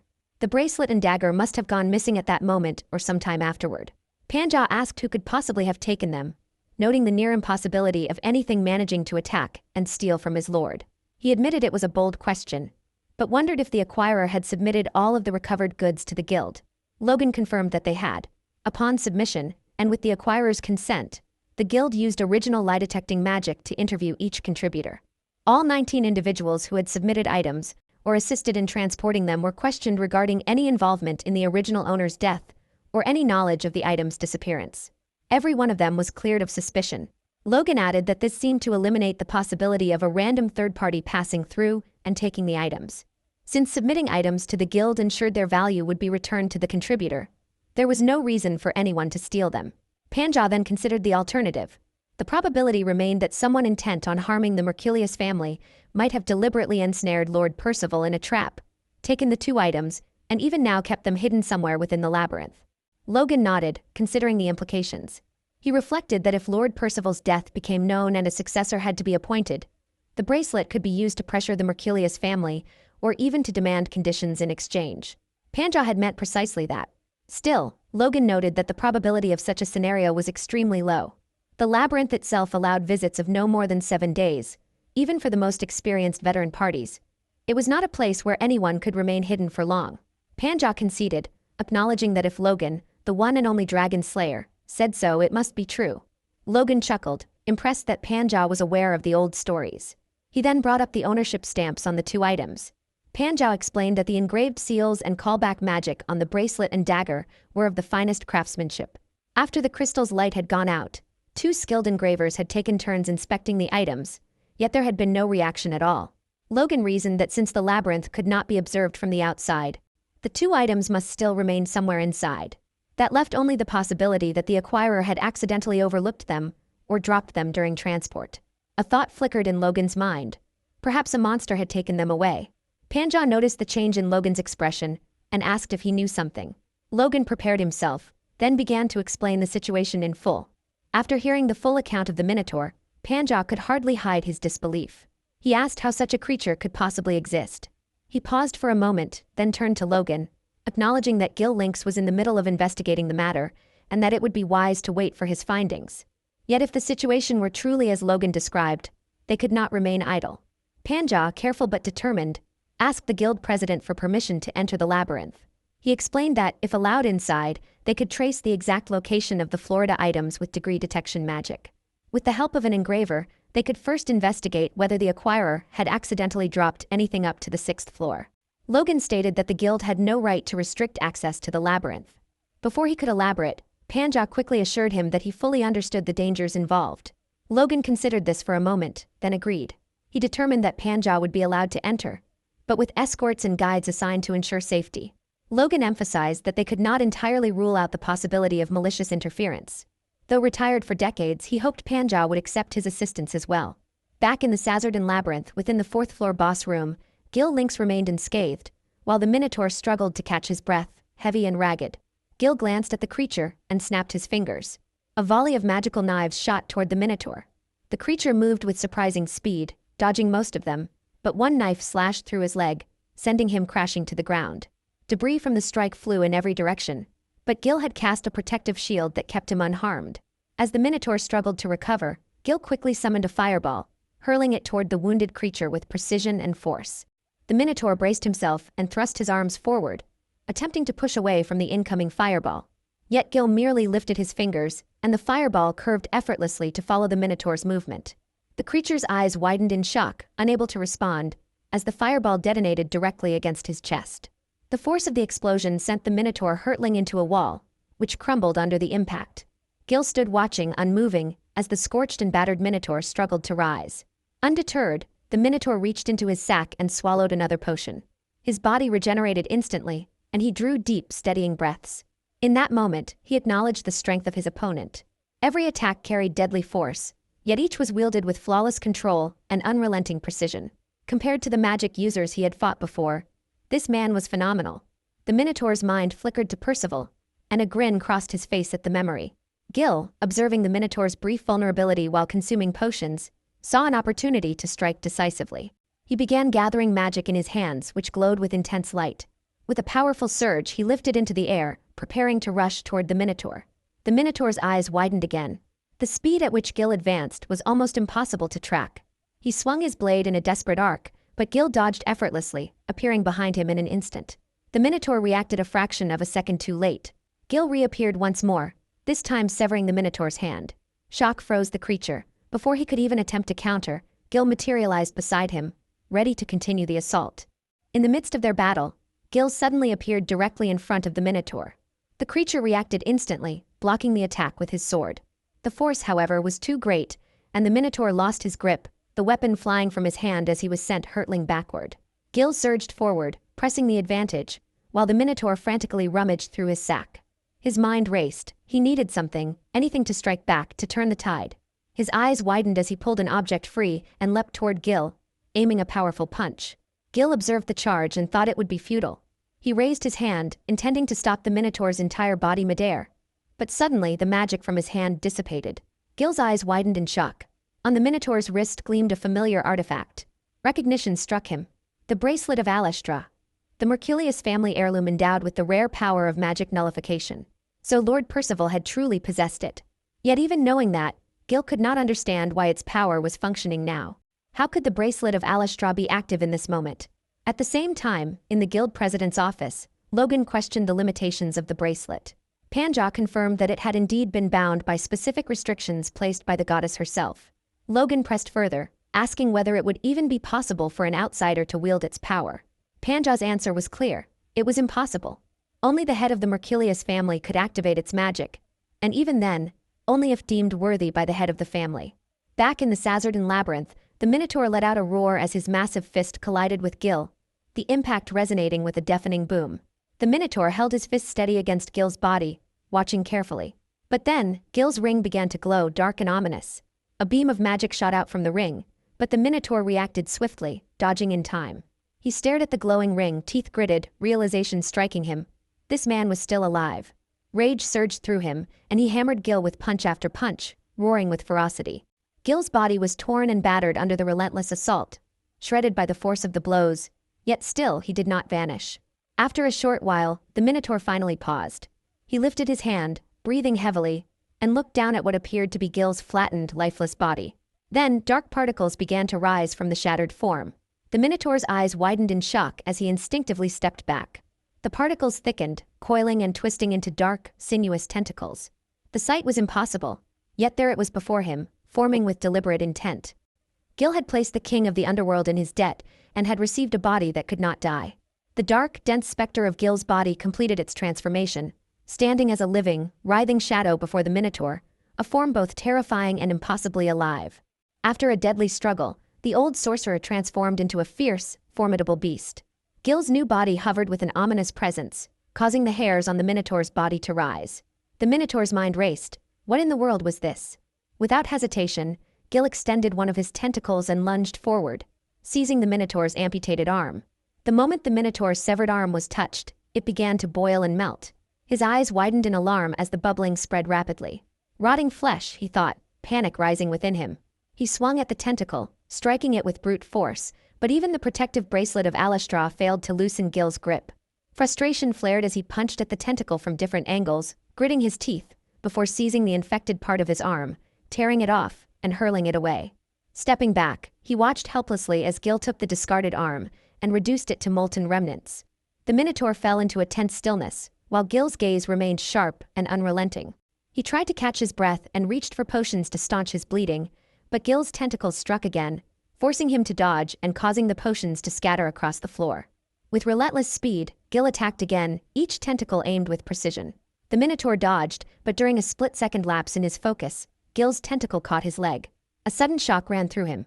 Gil's eyes flared, his entire body glowing as he tightened his hold, leaving the Minotaur struggling against the crushing grip. The Minotaur rummaged frantically through his sack, telling himself that the blow wasn't enough, he needed something more. His hand closed around a dagger, and without hesitation, he plunged it into Gil's tentacle.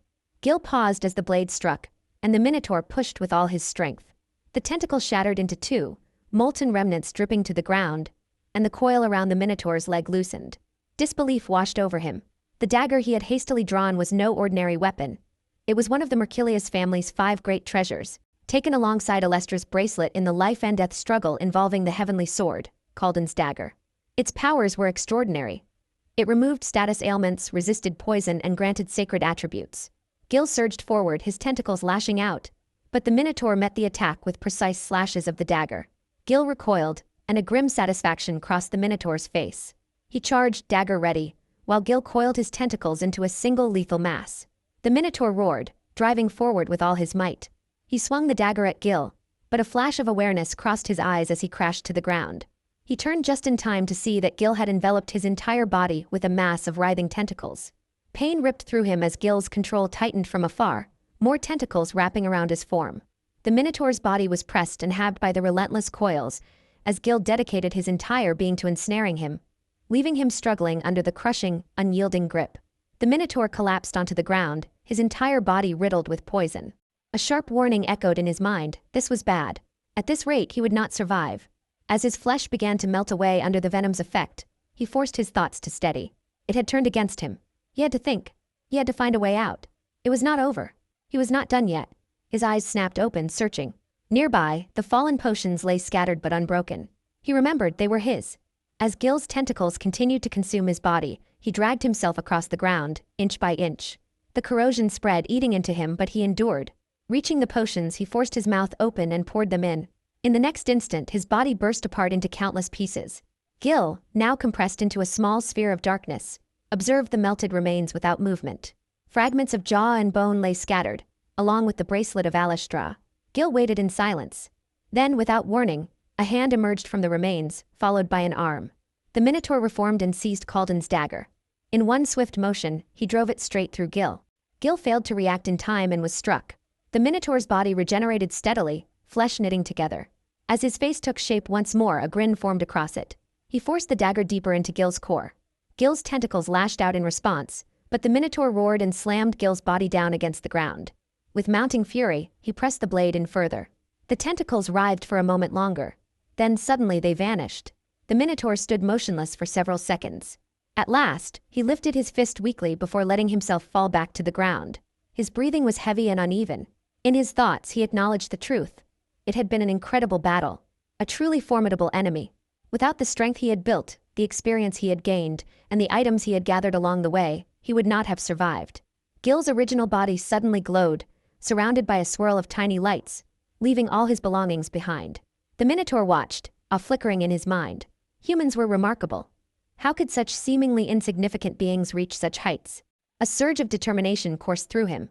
He gripped Calden's dagger tightly and told himself that he could rise as well. He could become stronger, more resilient, more robust, reach even greater heights. With that resolve, he punched the air in a silent declaration of victory. An hour later, after the grueling battle with Gil Lynx, the Minotaur ascended another floor of the Sazerdan labyrinth, arriving on the first floor. He gazed straight ahead, eyes fixed on a distant light. Beyond that glow, he sensed, lay the place where the sword was destined to reach. He paused, reflecting. Could what he constantly sought lie beyond that light? At the end of the tunnel, the city of Mycenae stretched out before him. A deadly struggle awaited, against enemies even stronger than before. Yet for now, the village was alive with simple peace. Children ran joyfully, elders rested without worry, people celebrated, and a baby slept without fear. The Minotaur allowed a brief smile as he stepped forward, moving steadily toward the light and the promise that lay beyond. On the first floor of the Sazeradan labyrinth, the Minotaur walked steadily toward the exit. Ahead of him, beyond the faint light, lay the outside world. He wondered if the thing he sought waited just past that glow. Small monsters scattered at the sight of him, fleeing in fear, while his heavy steps echoed through the passage as he moved forward. He suddenly came to a stop. A presence brushed against his senses. Lowering his gaze, he saw a little boy standing before him. The child was breathing hard. The Minotaur studied him in confusion. What was this fragile creature doing here? The boy's hands trembled, his feet unsteady, his breath uneven. Yet without warning, the boy dashed forward. The Minotaur stiffened in surprise. Did this tiny being intend to fight him? Someone so small and weak could not even leave a scratch on his body. The boy lifted a crude sword, preparing his strike. As their eyes met, the Minotaur flinched. There was something familiar in that gaze. The boy cried out and thrust his weapon into the Minotaur's leg. The blade pierced his flesh. The Minotaur looked down, watching as the child panted heavily, struggling to remain upright. Moments later, the boy collapsed onto the ground. The Minotaur observed him in silence. The child began to snore softly. He had fallen asleep. The Minotaur did not understand. Why had this boy chosen to stand and face him instead of running away? Weak creatures usually fled at once. How had he managed to wound his flesh with such a slow strike and such a poor weapon? Though he could not fully grasp it, he recognized something undeniable. The boy's eyes were the same as that warrior's, the eyes of a fighter. In that moment, the Minotaur understood. This child resembled what he once had been. Small and weak, lacking strength and skill, holding no proper weapon. Yet through struggle and battle, he would grow. He would become bigger, stronger. Just as the Minotaur had. The Minotaur paused and slowly knelt before the fallen boy. In his thoughts, he urged the child to grow strong, to build strength quickly, and someday, to become a powerful opponent who could stand before him and entertain him as those swordsmen once had. Until that time came, he too would continue to grow stronger. His gaze lifted toward the exit, fixed on the light beyond. Meanwhile, Logan and Panja arrived at the Sazeradan labyrinth with their companions. They stood prepared at the entrance. Logan stated that he would confirm the situation personally. He would descend floor by floor to the 6th level with the seal magician, checking carefully, and would return to the surface regardless of whether the bracelet and dagger were found. Panja then turned to Prince Julius and asked him to remain inside the carriage. Julius gave a quiet nod.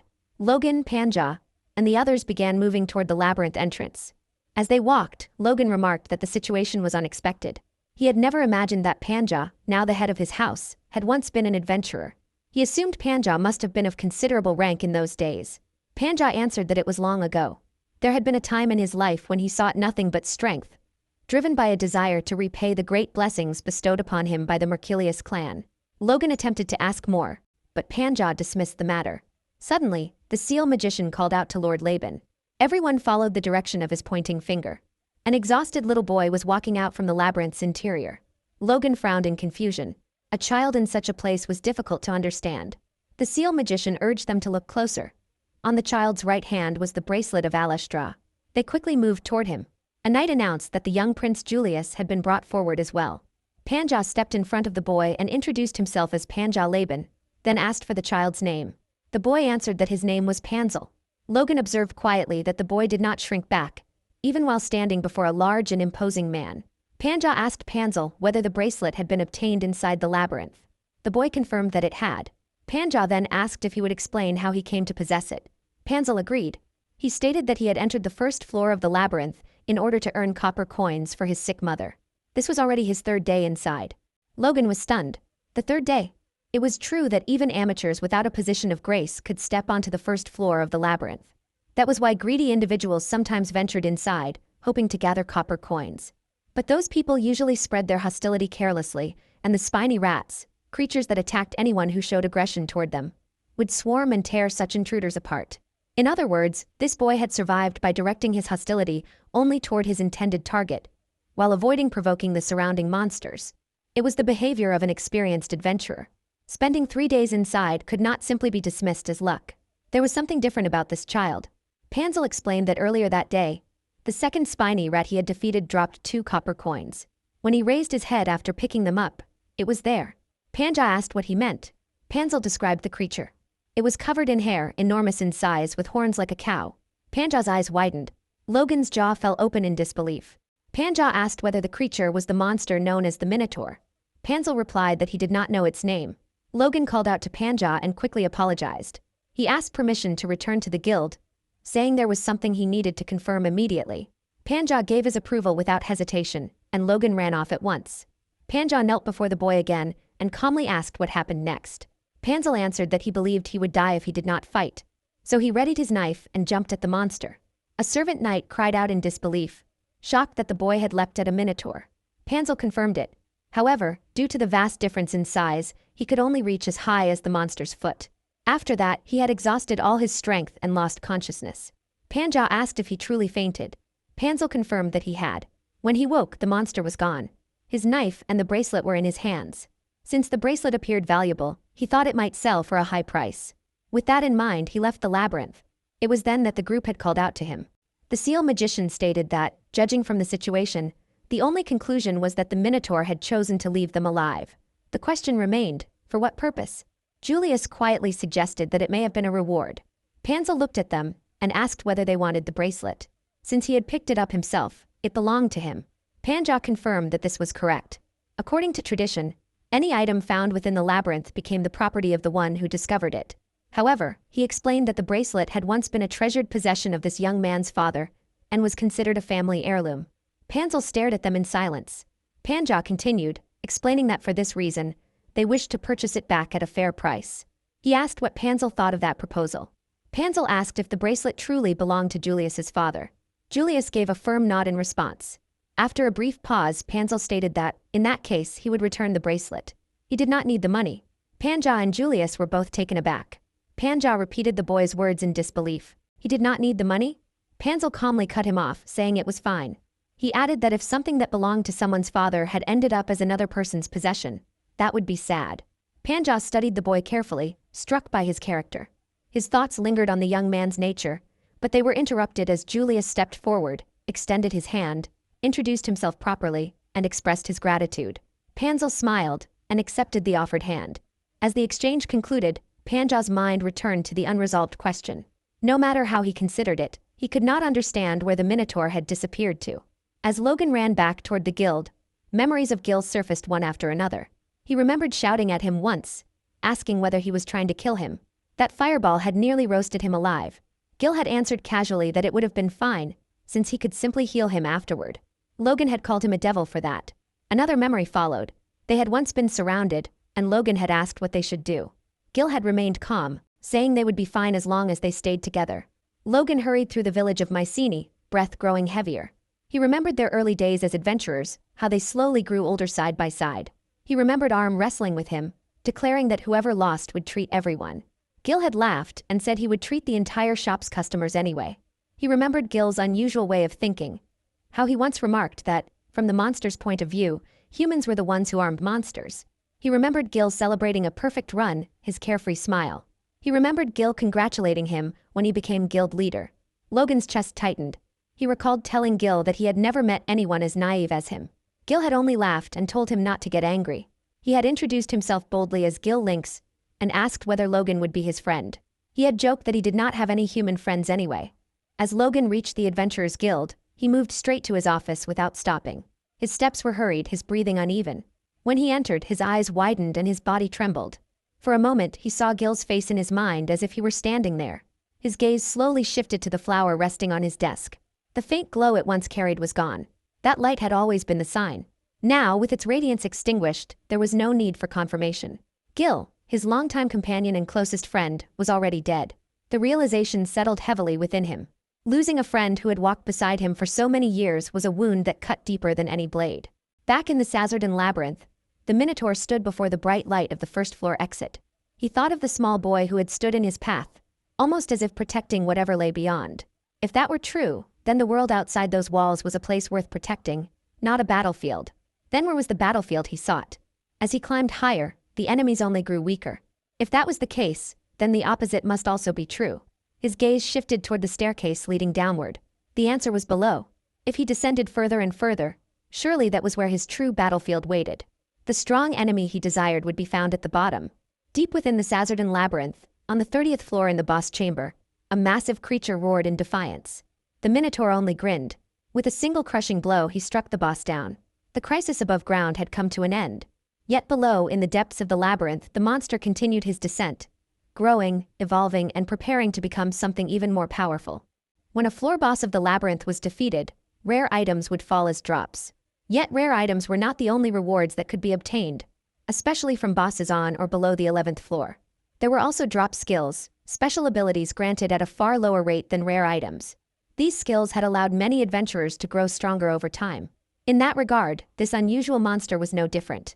At the 50th floor boss, the lizard man left behind an item known as the Scimitar of Fresh Blood, along with a skill called Warrior's Protection. At the 55th floor boss, the bighorn bear dropped a skill named Charge. On that same 55th floor, the Minotaur crossed paths with an adventurer party and seized their possessions. Among the items obtained were a bastard sword, explosive bullets, various potions, and other supplies. At the 60th floor boss, the Crimson Mantis dropped an item called the Mantis Sickle Sword. At the 62nd floor boss, the Thousand-Eyed Ghost granted a skill known as Searing Breath. Although the Minotaur did not gain levels from defeating monsters, the experience gathered from repeated battles continued to build his strength. The growth came steadily, yet with clear impact. At the Sazerdan Labyrinth, inside the 62nd floor boss room, several minutes had passed since the defeat of the Thousand-Eyed Ghost. The air still carried the remains of battle. In that space, a man prepared himself calmly, fastening each piece of his armor with steady hands. The information they had gathered stated that the Minotaur would not attack unless directly challenged. As he secured the final piece of armor in place, he fixed his gaze on the Minotaur across the room. The man was Shelquel Kreganos, a level 57 Class A knight. The seal magician observed carefully and reported that, just as the information had described, the Minotaur carried a sack.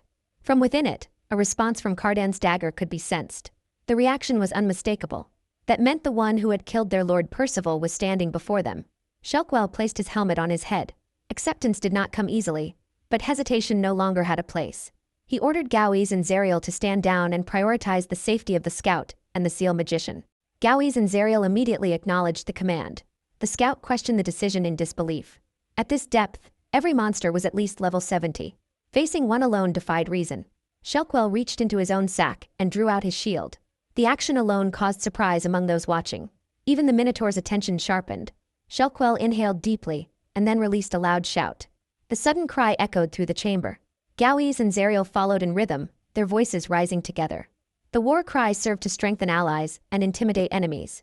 It was also a traditional rite of the Kreganos clan, a solemn prayer before entering a deadly battle. The Minotaur paused, then he inhaled deeply and answered with a roar of his own. The force of it paralyzed the seal magician and the scout where they stood. It was the Minotaur's skill howling. The roar blasted away physical strength, restricted movement, and inflicted abnormal status. The power released was several times greater than before, strengthened through repeated growth. Yet the Minotaur's eyes widened. Shelquel had endured the full force of the roar. He had not relied on potions. He had withstood it through resolve alone. A grin formed on the Minotaur's face. Without delay he rushed forward. Shelquel steadied himself and planted his shield firmly into the ground. He held his position waiting. The Minotaur's sword came down with force. The impact drove the shield hard into the stone floor, but Shelquel remained standing, unharmed. The Minotaur roared again and followed with a rapid series of strikes, unleashing a relentless flurry of attacks against the knight. After recovering with potions, the scout regained his composure and looked toward the battlefield in amazement. Enduring the howling was already impressive, but the shield itself drew equal attention. Even under a relentless storm of heavy blows that would normally crush a person into the ground, it had not shifted an inch. Zariel explained that it was Vandessa's shield, an heirloom passed down through the Kreganos clan. It had been created by the renowned magician Archeol Vandessa, remembered as Vandessa the Great, who had devoted his heart and skill to its construction. Though it was not classified as a rare item and carried no special effects, it stood as a masterpiece. It embodied the peak of human knowledge and craftsmanship, refined into the purest form of what a shield was meant to be. Zariel continued, noting that successive heads of the Kreganos clan had wielded it in their own time, cutting down demonic beasts and reclaiming land. Its size, weight, and thickness were so extreme that an ordinary person would struggle even to lift it. For that reason, it was regarded as the ultimate shield. On the battlefield, the Minotaur shifted his angle and swung his sword toward Shelquel's side. Shelquell caught the motion at once and pivoted sharply, bringing the shield across to intercept the strike. The blow landed solidly, but the shield held firm once again. After blocking, Shelquell lowered his defense, catching the Minotaur off guard. Seizing the opening, Shelquell thrust his weapon into the creature's chest. The scout let out a cheer at the move. Shelquell quickly returned to a defensive stance, while the Minotaur roared and slammed its massive arm against his shield again. Without hesitation, Shelquell struck, stabbing at the Minotaur once more. The Minotaur gritted its teeth, then managed to seize Shelquell's arm in a sudden grab. As the creature pulled, the scout shouted in alarm, warning that Shelquell had been caught. But Shelquell reacted instantly, closing his shield around the Minotaur's grip and slamming it down hard against the creature's arm. The Minotaur's hold tightened, yet Shelquell forced a sharp stomp into the ground and pushed his shield with all his strength. The Minotaur staggered, disoriented, and released Shelquell's arm, stumbling backward onto the floor. The scout muttered in astonishment at the sheer strength, questioning if Shelquell was truly only level 57. Gowie's explained that the martial arts of the Kreganos clan were forged in battles above ground, without reliance on any special grace. Their power could not be judged by labyrinth standards like level or class. They watched as the Minotaur slowly rose to a sitting position. Shelquell remained calm and focused, his eyes tracing every movement of the creature. He silently assessed, noting the Minotaur's physique, strength, speed, and fighting spirit, each one far beyond that of ordinary humans. The scout watched with wide eyes, while Shelquell's mind measured the power of the creature. It was possible the Minotaur could rival monsters from the floor 70s. But Shelquell recognized the limits. Physical strength alone did not determine victory. If it did, humans would never stand a chance against trolls or ogres. In reality, an expert fighter could overcome even the most formidable monsters through tactics, skill, and equipment. A human could be transformed into a true warrior. Shelquell could not accept that his lifelong goal and mentor, Sir Percival, the strongest warrior he knew, could have fallen to a mere monster. That was why he had come, to face the Minotaur who supposedly killed Percival and uncover the truth himself. Shelquell exhaled sharply, concluding that the rumors were false. The Minotaur, enraged by the statement, let out a furious roar and swung its massive sword. Shelquell raised his shield, preparing for the impact, thinking that the next exchange would decide everything.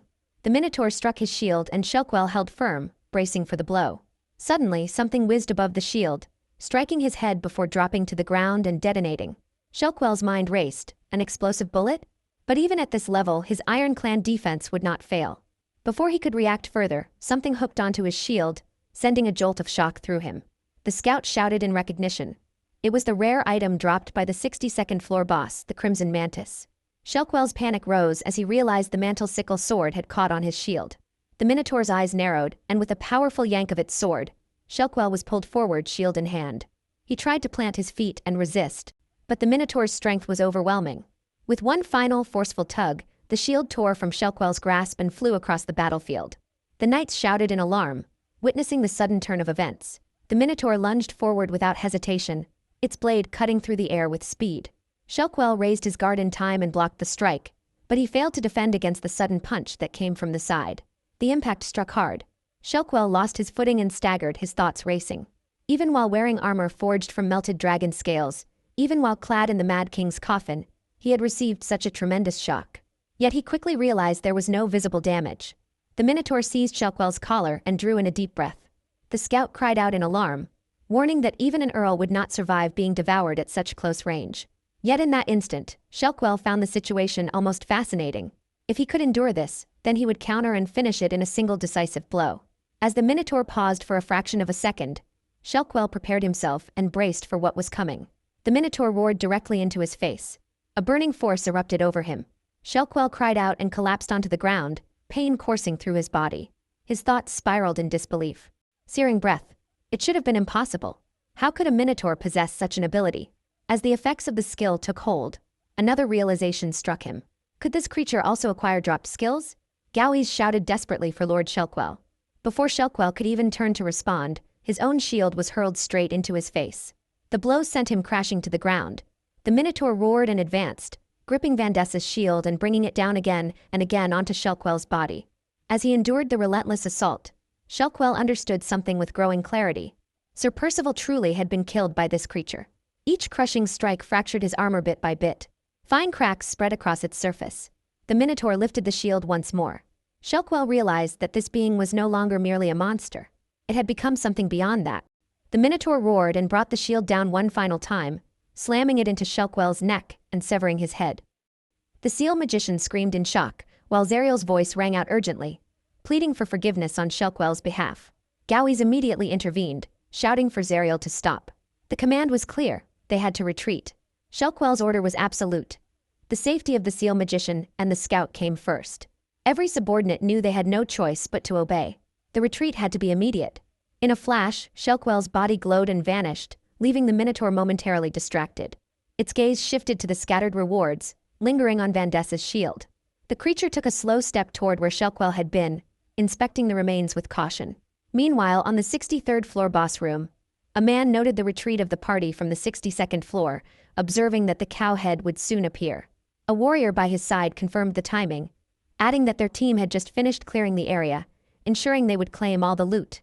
A scout mentioned a monster carrying a sack, likely filled with valuable items. The witch added that rumors suggested the Minotaur had taken possession of items belonging to the missing Gil Lynx. The other members of the group remained silent, processing the information. The man finally spoke, dismissing the talk of loot. His focus was singular and personal: the enemy of his daughter. He was Azel Reed, a level 60 Class A magic user, a presence alone enough to unsettle the room.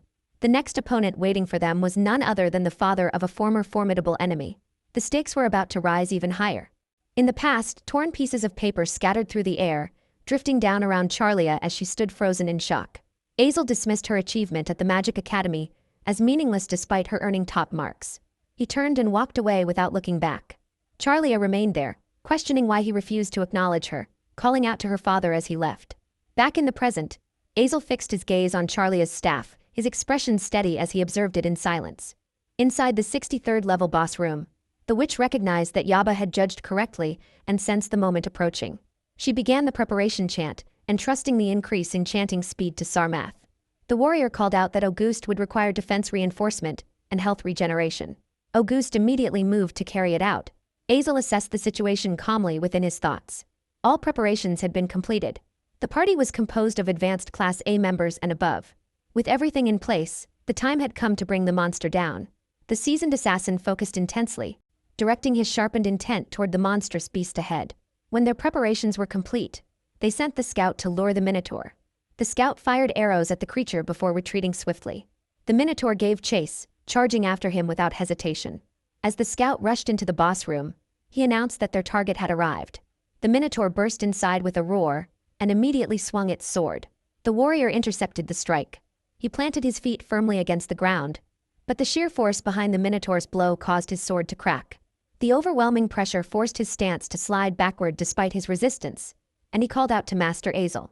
Azel invoked Icicle Bondage. Magic circles flared beneath the Minotaur, glowing brightly as icy vines coiled around its body. Without pause, Azel cast Icicle Bondage again, this time freezing the Minotaur's entire form solid. The Minotaur attempted to move, but only faint creaking sounds came from its frozen body. No part of it would respond. The scout observed that Master Azel had prepared a special magic circle beforehand, removing the need for a chant. High-level magic demanded an immense amount of magic power and time, yet it had been cast at extraordinary speed. At first glance, it had seemed excessive, but such precision was characteristic of Master Azel, the high-speed magic specialist known as the Blockade. With the Minotaur restrained, Azel gave the signal for Hazel to act. Hazel began casting her spell, calling upon the cold-hearted judge and seeking condemnation upon the mortal before her. She called for the scales to be tilted. In response, the judge's eyes shone with a blinding light, and a massive icicle began to take shape above them. The Minotaur's eyes widened at the sight of it. Auguste warned everyone to take cover, or risk being caught in the attack. The party scattered at once, retreating from the center of the chamber. Azel gave the order to finish it. Hazel completed her chant and released the grand magic, Judgment of Agony. Panic filled the Minotaur's eyes. He clenched his teeth and forced his body to move. Cracks formed in the ice binding his arm, then spread across his face, and then along his other arm. With a roar, he tore himself free. The frozen restraints shattered apart just as the enormous icicle descended and struck him directly. The adventurers shielded their faces from the overwhelming force of the impact. Hazel observed that it had been a direct hit and considered it a success. Azel raised his arm against the flying debris, and his thoughts drifted to Charlia. It was not that he had never acknowledged her. He had only wished for her to live peacefully, far from the dangers of combat. In his mind, this battle was his act of vengeance for her. Smoke rolled across the boss room, obscuring everything. For a moment, there was no sign of the Minotaur. The warrior remarked that Master Azel's daughter could now rest in peace. The scout began to wonder what kind of treasure would be waiting for them. Then the smoke began to clear. Through the thinning haze, the Minotaur stood revealed, holding Vandessa's shield firmly in front of him. Shock spread across the party. Hazel could not comprehend what she was seeing. That attack had been a direct hit, powerful enough to slay even a hydra. Yet the creature remained standing. The nature of the shield defied their expectations. The Minotaur exhaled in relief. Without hesitation, he reached into his sack and retrieved an object. In one swift motion, he hurled it toward the adventurers. None of them managed to move in time. The explosive bullets detonated directly in front of Azel. The warrior called out to him as the blast erupted. The Minotaur raised Vandessa's shield over himself, bracing against the flying debris. Then he let out a thunderous roar and charged straight toward the adventurers. The scout reacted first, releasing a volley of arrows. The Minotaur blocked them with ease, the shield absorbing the strikes without slowing his advance. From behind, the warrior moved into position. Sensing him, the Minotaur swung his axe in a wide arc. The warrior avoided the blow with a swift step and immediately launched a counterattack. The Minotaur answered with a low growl and slammed his shield forward with crushing force. The impact shattered the warrior's face and sent him reeling. Without hesitation, the Minotaur pivoted and hurled the shield toward the scout. The scout barely evaded the spinning shield, but the Minotaur was already in front of him. A scream tore from the scout's throat. In a desperate attempt, he activated an illusion. The Minotaur's blade cut through him in a single motion, splitting him in half. Auguste called out the fallen names in alarm. Hazel immediately ordered Auguste to erect the Great Wall at once. They would release Judgment of Agony again. She urged Sarmath to grant them every possible increase in chanting speed. The Minotaur stomped forward and roared, striking the Great Wall with full force. His eyes burned with fury as he assaulted it relentlessly. Auguste insisted that physical attacks were useless against the Great Wall. At this pace, Hazel would complete her chant while the Minotaur remained trapped outside. Before Auguste could finish the thought, the Minotaur inhaled deeply and unleashed a searing breath. The scorching blast swept over the battlefield, consuming the three magic users instantly. Their forms withered into skeletons in a moment. The Minotaur's roar grew louder, only stopping when nothing remained of them but bone. Their bodies dissolved into light, and with their fall, the Great Wall collapsed into fragments. The Minotaur heard the faint sound of a potion bottle striking the ground. He turned and saw Azel dragging himself toward the exit of the boss room. Slowly, the Minotaur began walking in his direction. Azel forced himself upright and faced the Minotaur. Anger was clear across his face as he turned and fled. The Minotaur did not pursue. Instead, he remained where he stood and reflected. He had won. The attack launched against him had been overwhelming. A massive strike filled with lethal force, combined with a trap carefully prepared to ensure his defeat. Under normal circumstances, he would have fallen the moment he stepped into that room. Yet he had survived. He had claimed victory. His gaze shifted to Vandessa's shield. It had to be because of that shield. Because of it, he had endured the impossible and stood triumphant. A grin spread across his face as he acknowledged the value of what he had obtained. Then he heard a voice nearby, remarking that without bringing this back, the effort would be meaningless. The Minotaur's expression froze. He turned his head and saw the scout he had slain earlier reaching for Vandessa's shield. The scout struggled, confused that it would not move even slightly. The Minotaur's jaw fell open. He looked toward the place where the scout's corpse had fallen, then back at the living figure before him. His heartbeat quickened. Without hesitation, he marched toward the scout. The scout attempted to flee, but he was too slow. The Minotaur struck him down brutally, forcing him into the ground. The scout's body dissolved into light once more. Breathing heavily, the Minotaur opened his eyes and picked up the shield. Confusion filled his thoughts. When he had seen someone trying to take it, a surge of anger had risen within him. Alongside it was another emotion he did not recognize. The Minotaur stared at the shield in silence, and the realization settled heavily within him. He questioned whether what he had felt earlier was fear, whether he had truly been afraid of losing this shield. He paused. Then his teeth ground together in anger. With a sudden motion, he slammed the shield onto the ground and roared in frustration, questioning his own foolishness. He raised the mantis sickle sword and slashed at the shield. As he struck it, his thoughts sharpened. A sword would make him strong. The more he wielded it, the more skill, confidence, and strength he would gain. But the shield troubled him. Would it truly make him strong? Hiding behind it while fighting, always fearing its loss. Was that the kind of strength he sought? He delivered one final, powerful smash against the shield. The impact shattered the mantis sickle sword. Half of the blade snapped off and spun through the air before falling to the ground. The Minotaur looked at the broken weapon for a brief moment, then let the remaining fragment slip from his hand. He rejected the thought firmly. Hiding behind a piece of wood was nothing more than pretending to be strong. That was not the strength he desired. The strength he sought would endure any attack and possess enough power to destroy even this shield. It would be his own strength. Drawing back his fist, the Minotaur punched the shield with all his might. His teeth clenched as the blow landed. Afterward, he straightened his posture and turned away. He resolved that he had to descend further. He needed to go lower. He would search for stronger enemies and seek even deadlier combat. Without another glance, the Minotaur walked away, leaving Vandessa's shield lying there unbroken. Several months later, on the 100th level, the lowest floor, inside the boss chamber, an invasion raged like fire. The bull-headed king stormed forward and trampled over the metal dragon. The Minotaur let out a thunderous roar, marking his victory without restraint. Far away, in the kingdom of Bardmost, within its capital Ladophila, stood the mansion of the ruling Mercilius family. There, Panja's voice echoed as he counted aloud. Logan observed quietly while Julius and Panzel trained under Panja's guidance. After some time, Panja completed the count and brought the session to an end. The children moved aside to rest, and Panja took the opportunity to give Logan an update. Logan listened, then responded with measured interest, noting that the boy Panzel seemed to be progressing well. Panja confirmed it, explaining that the boy's strong memory had been a great advantage. He had become helpful to Lord Julius, and simply having him nearby appeared to have lightened the young master's lingering grief. Panzel's swordsmanship was described as remarkably refined, and there were no concerns regarding his character. Panja further stated that the child would one day stand in support of Lord Julius, and that he intended to train him into a central figure among the vassals. Logan acknowledged that he had developed a notable interest in the boy. Panja paused briefly, then reflected on a lingering thought: whether it had been Lord Percival who guided them toward Panzel in the first place. Logan informed Panja that the report regarding Lord Percival's cause of death had been formally accepted. Panja responded that it would soon be publicly declared as a death by illness. Logan acknowledged this, concluding that Lord Julius's succession as head of the family would likely proceed without obstruction from other noble houses. Though the truth would continue to move in quiet rumors, the family could, for the time being, remain at ease. Panja then shifted the matter, questioning whether Logan still hesitated to submit a request for the Minotaur's defeat. The memory surfaced of a royal staff member's formal declaration.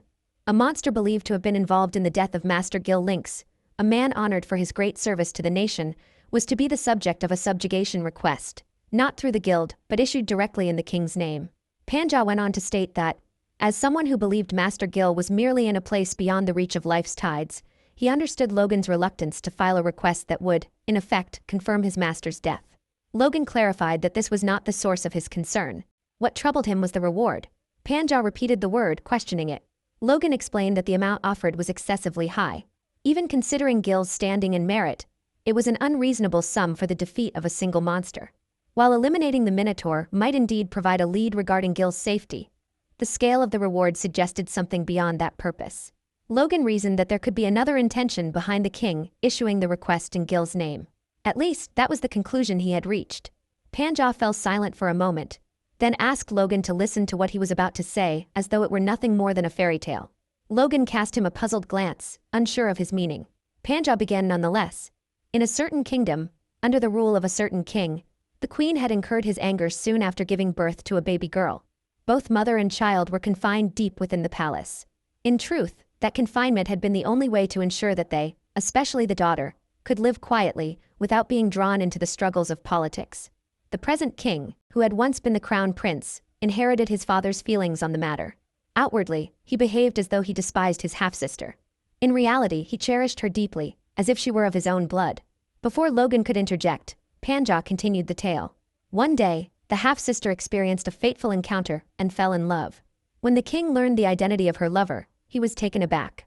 The man was the young head of a noble house, known for his courage and refinement, someone the king trusted greatly. Logan found it difficult to accept what he was hearing, yet Panja pressed on without pause. When that young noble, fully aware of his beloved's origins, knelt before the king and requested permission to marry her, the king's heart had, in that moment, leapt with joy. To prevent her from realizing his true feelings, he refrained from formally restoring her status within the royal family. Instead, he arranged her marriage under the name of a distant relative. When the couple later welcomed a baby boy, the king offered no congratulations. He made it clear that they were not to be treated as members of the royal household. In doing so, he ensured that the happiness of his treasured sister remained untouched by court politics. Protecting that quiet happiness became, in a sense, the purpose of his life. For such a king, News that his brother-in-law had died of illness would have come as a severe blow. It was likely that he ordered a discreet investigation. And it was just as likely that he learned a certain monster had been responsible. The sister who had once lived in quiet joy became a widow. The nephew he had deliberately kept his distance from was left without a father. To the king, that monster would have become a personal enemy. Panja concluded that the king could not openly move to avenge a single nobleman. Moreover, the family itself had reported the death as caused by illness. Therefore, under the pretense of seeking clues about the whereabouts of a national hero, the king chose to issue a request for adventurers to slay the beast. Logan said that he understood. The high reward was not meant to secretly fund the court or the government. Instead, it simply reflected the scale of the love and anger tied to the request. After a few seconds, Logan asked Panja about the Minotaur, wondering what kind of creature it truly was and why such a beast had suddenly appeared. Panja thought for a moment before speaking. He said that there were things in the world that were beyond human imagination or understanding. Perhaps from a wider perspective, like that of a god, there might be some deeper meaning behind such events.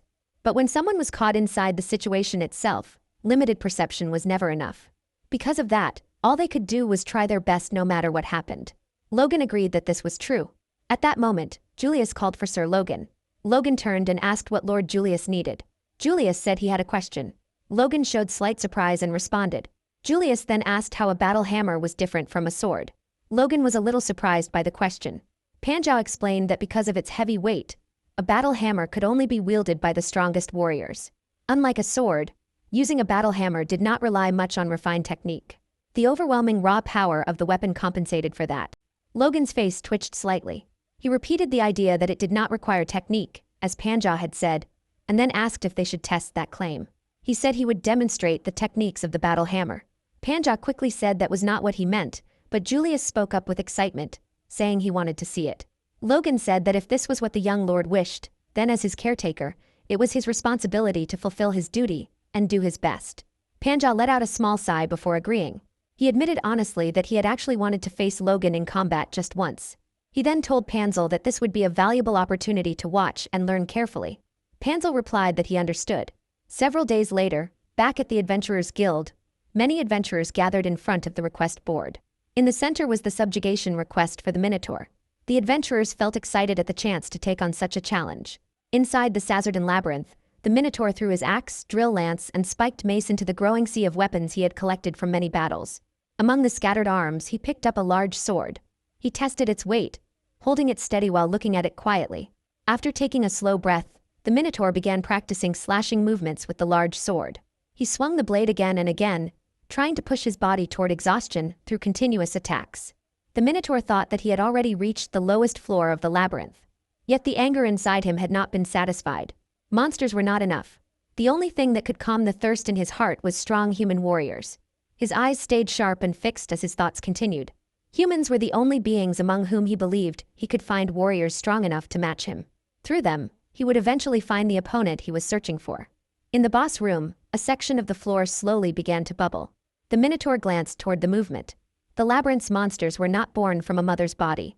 They emerged from the walls and floors like water rising from a spring. When the existing monsters were defeated and given enough time, the same species would appear again at the same level. This process repeated endlessly. The Minotaur told himself that if he stayed on the lowest floor and waited, a strong human warrior would eventually arrive. The one he was searching for would surely be among those who came. Because of this, he also needed to grow stronger. He had to sharpen his fighting skills and continue learning how to fight. Even more strength. He wanted to understand power fully and feel its value when the time he was waiting for finally came. After suffering 100 defeats, the metal dragon stopped respawning. It seemed as if the labyrinth itself had acknowledged the Minotaur as its new master. 12 years later, in the village of Mycenae, the subjugation request for the Minotaur still remained posted inside the Adventurer's Guild. At the Sazerdan Labyrinth, in the town of Mycenae, the hero's right-arm weapon shop carried on with its usual business. A staff member greeted customers at the front. Inside the storage room, a man reacted in disbelief after hearing the news. He questioned whether they had truly been wiped out. He recalled that they had entered the labyrinth only the day before.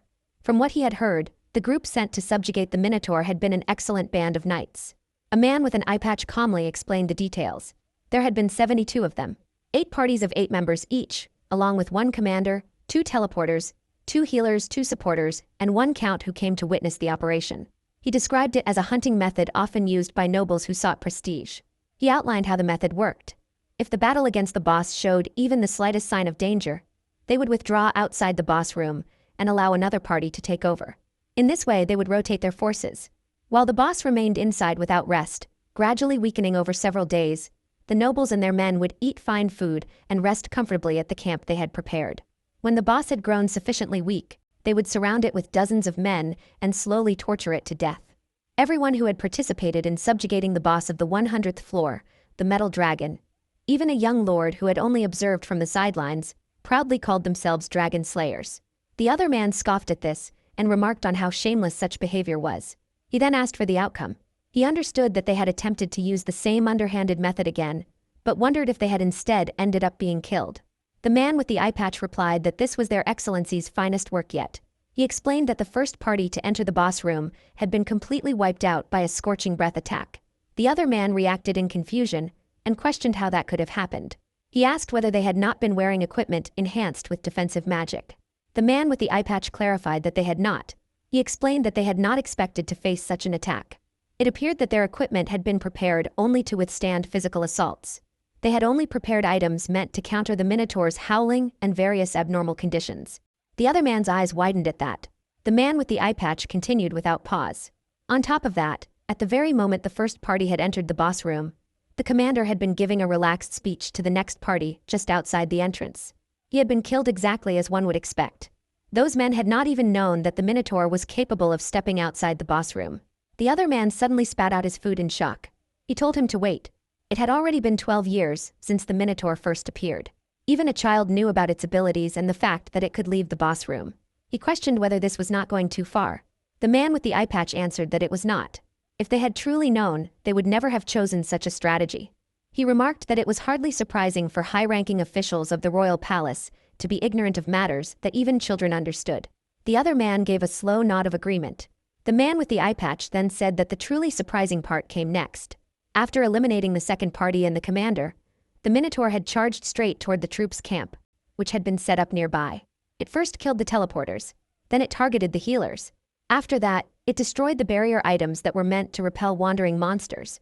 Then, in a way no one could fully explain, the Minotaur summoned a large number of basilisks and hydras into the camp. Both creatures were wandering monsters normally found on the 10th floor. With that, everything collapsed in an instant. The entire group of knights was wiped out. What followed was a scene filled with screams and cries as the knights were trampled helplessly. The other man gasped. The man with the eye patch went on to say that only one person had survived. It was the non-combatant count who had come merely to witness the subjugation. The count had later been rescued by a guild party that went to investigate after regular contact had been lost. By then, he had lost much of his sanity.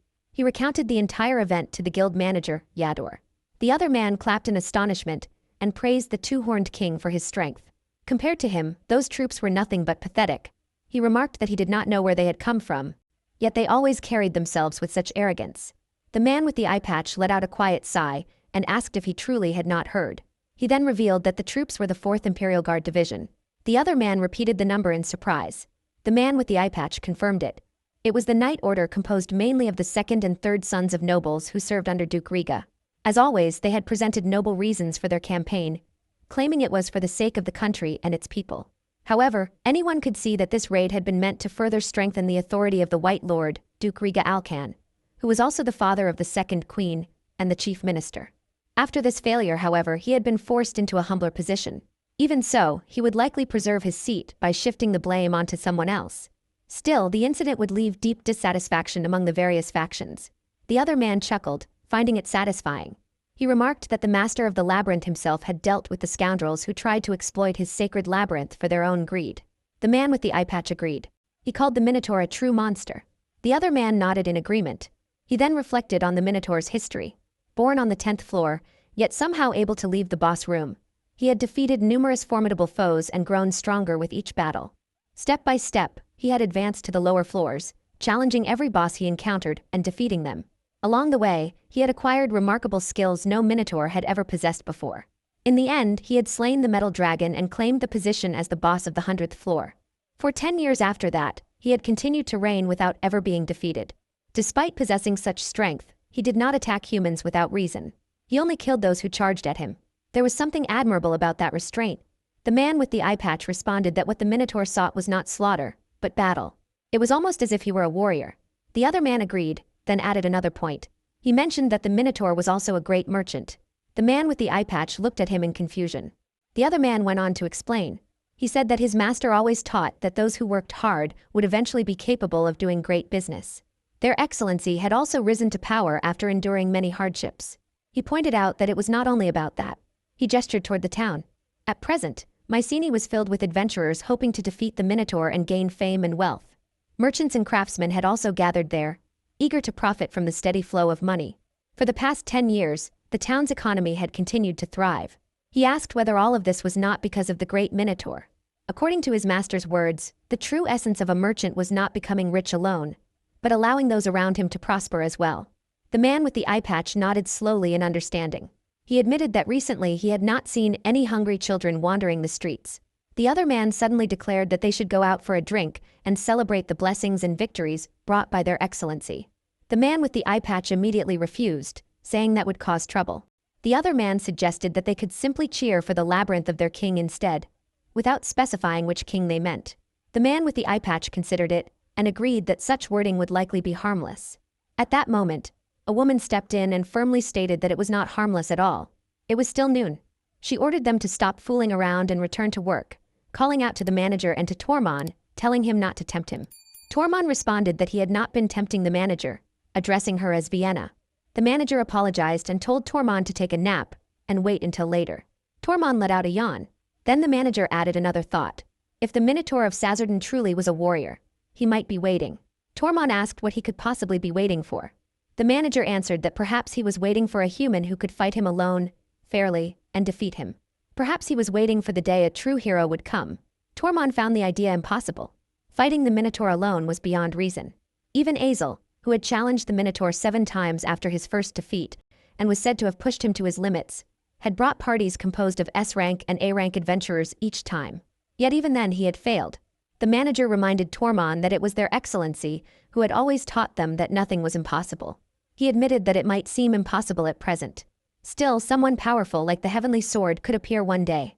Even now, such a person might be growing somewhere in the world. As an example, he mentioned the young knight from the Mercurius family, whose recent achievements had been remarkable. Before the conversation could continue, Vienna entered again and firmly dragged the manager outside. Tormon watched the two of them argue as they disappeared from sight. Left alone, he quietly reflected on the idea of a hero. Several years later, in the royal capital of Rudofara, inside the mansion of the Mercurius family, Logan told Panja to calm himself.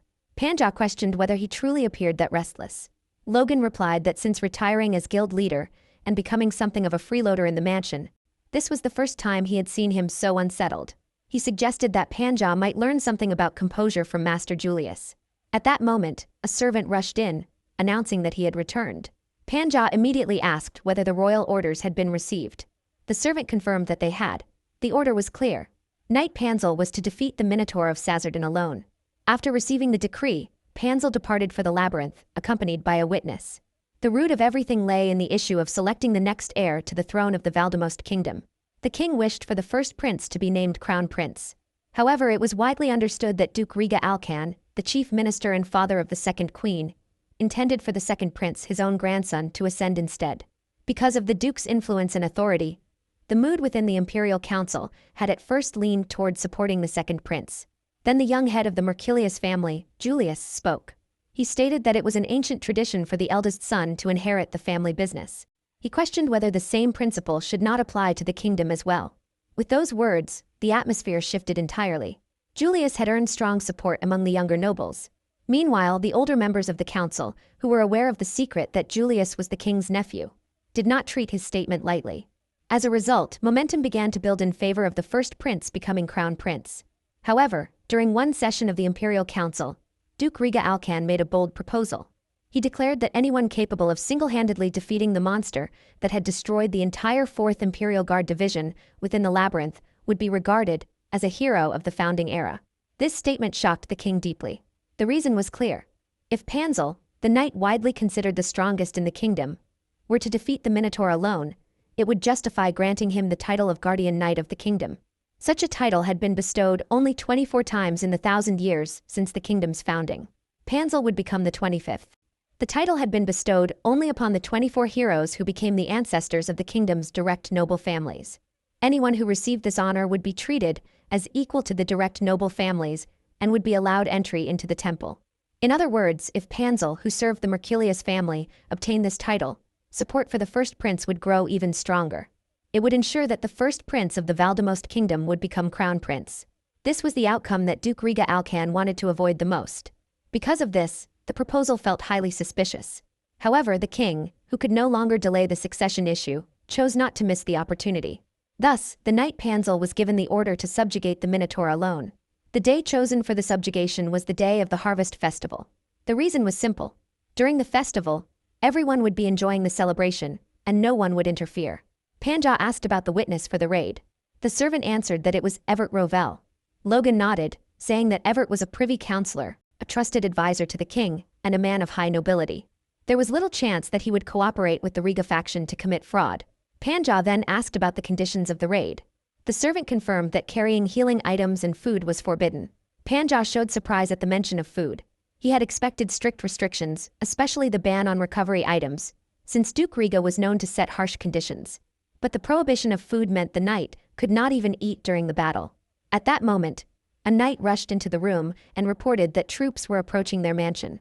Based on the flags, the forces appeared to belong to the followers of Baron Paolo, Lord Borum-Nadal, and the family of Duke Riga, including the eldest brother Garist. Logan said that they had finally arrived, just as Panja had expected. Panja believed that the words "for the sake of the country and the people" were nothing more than empty phrases often used by the Riga family. Their real intention was to destroy the Mercurius family, kill Master Julius, and break the king's will. After that, they would force the king to abdicate and transfer royal authority to the second prince. This reckless move clearly revealed the true nature of that family. Logan commented that they were indeed skilled. The biggest obstacle preventing the Riga family from taking down the Mercurius family was Panzel, a knight strong enough to defeat even 1,000 soldiers. That was why they had sent Panzel to the labyrinth under conditions that made victory impossible, ensuring he would not return. Panja glanced briefly at Julius. Julius spoke with certainty that Panzel would win and come back.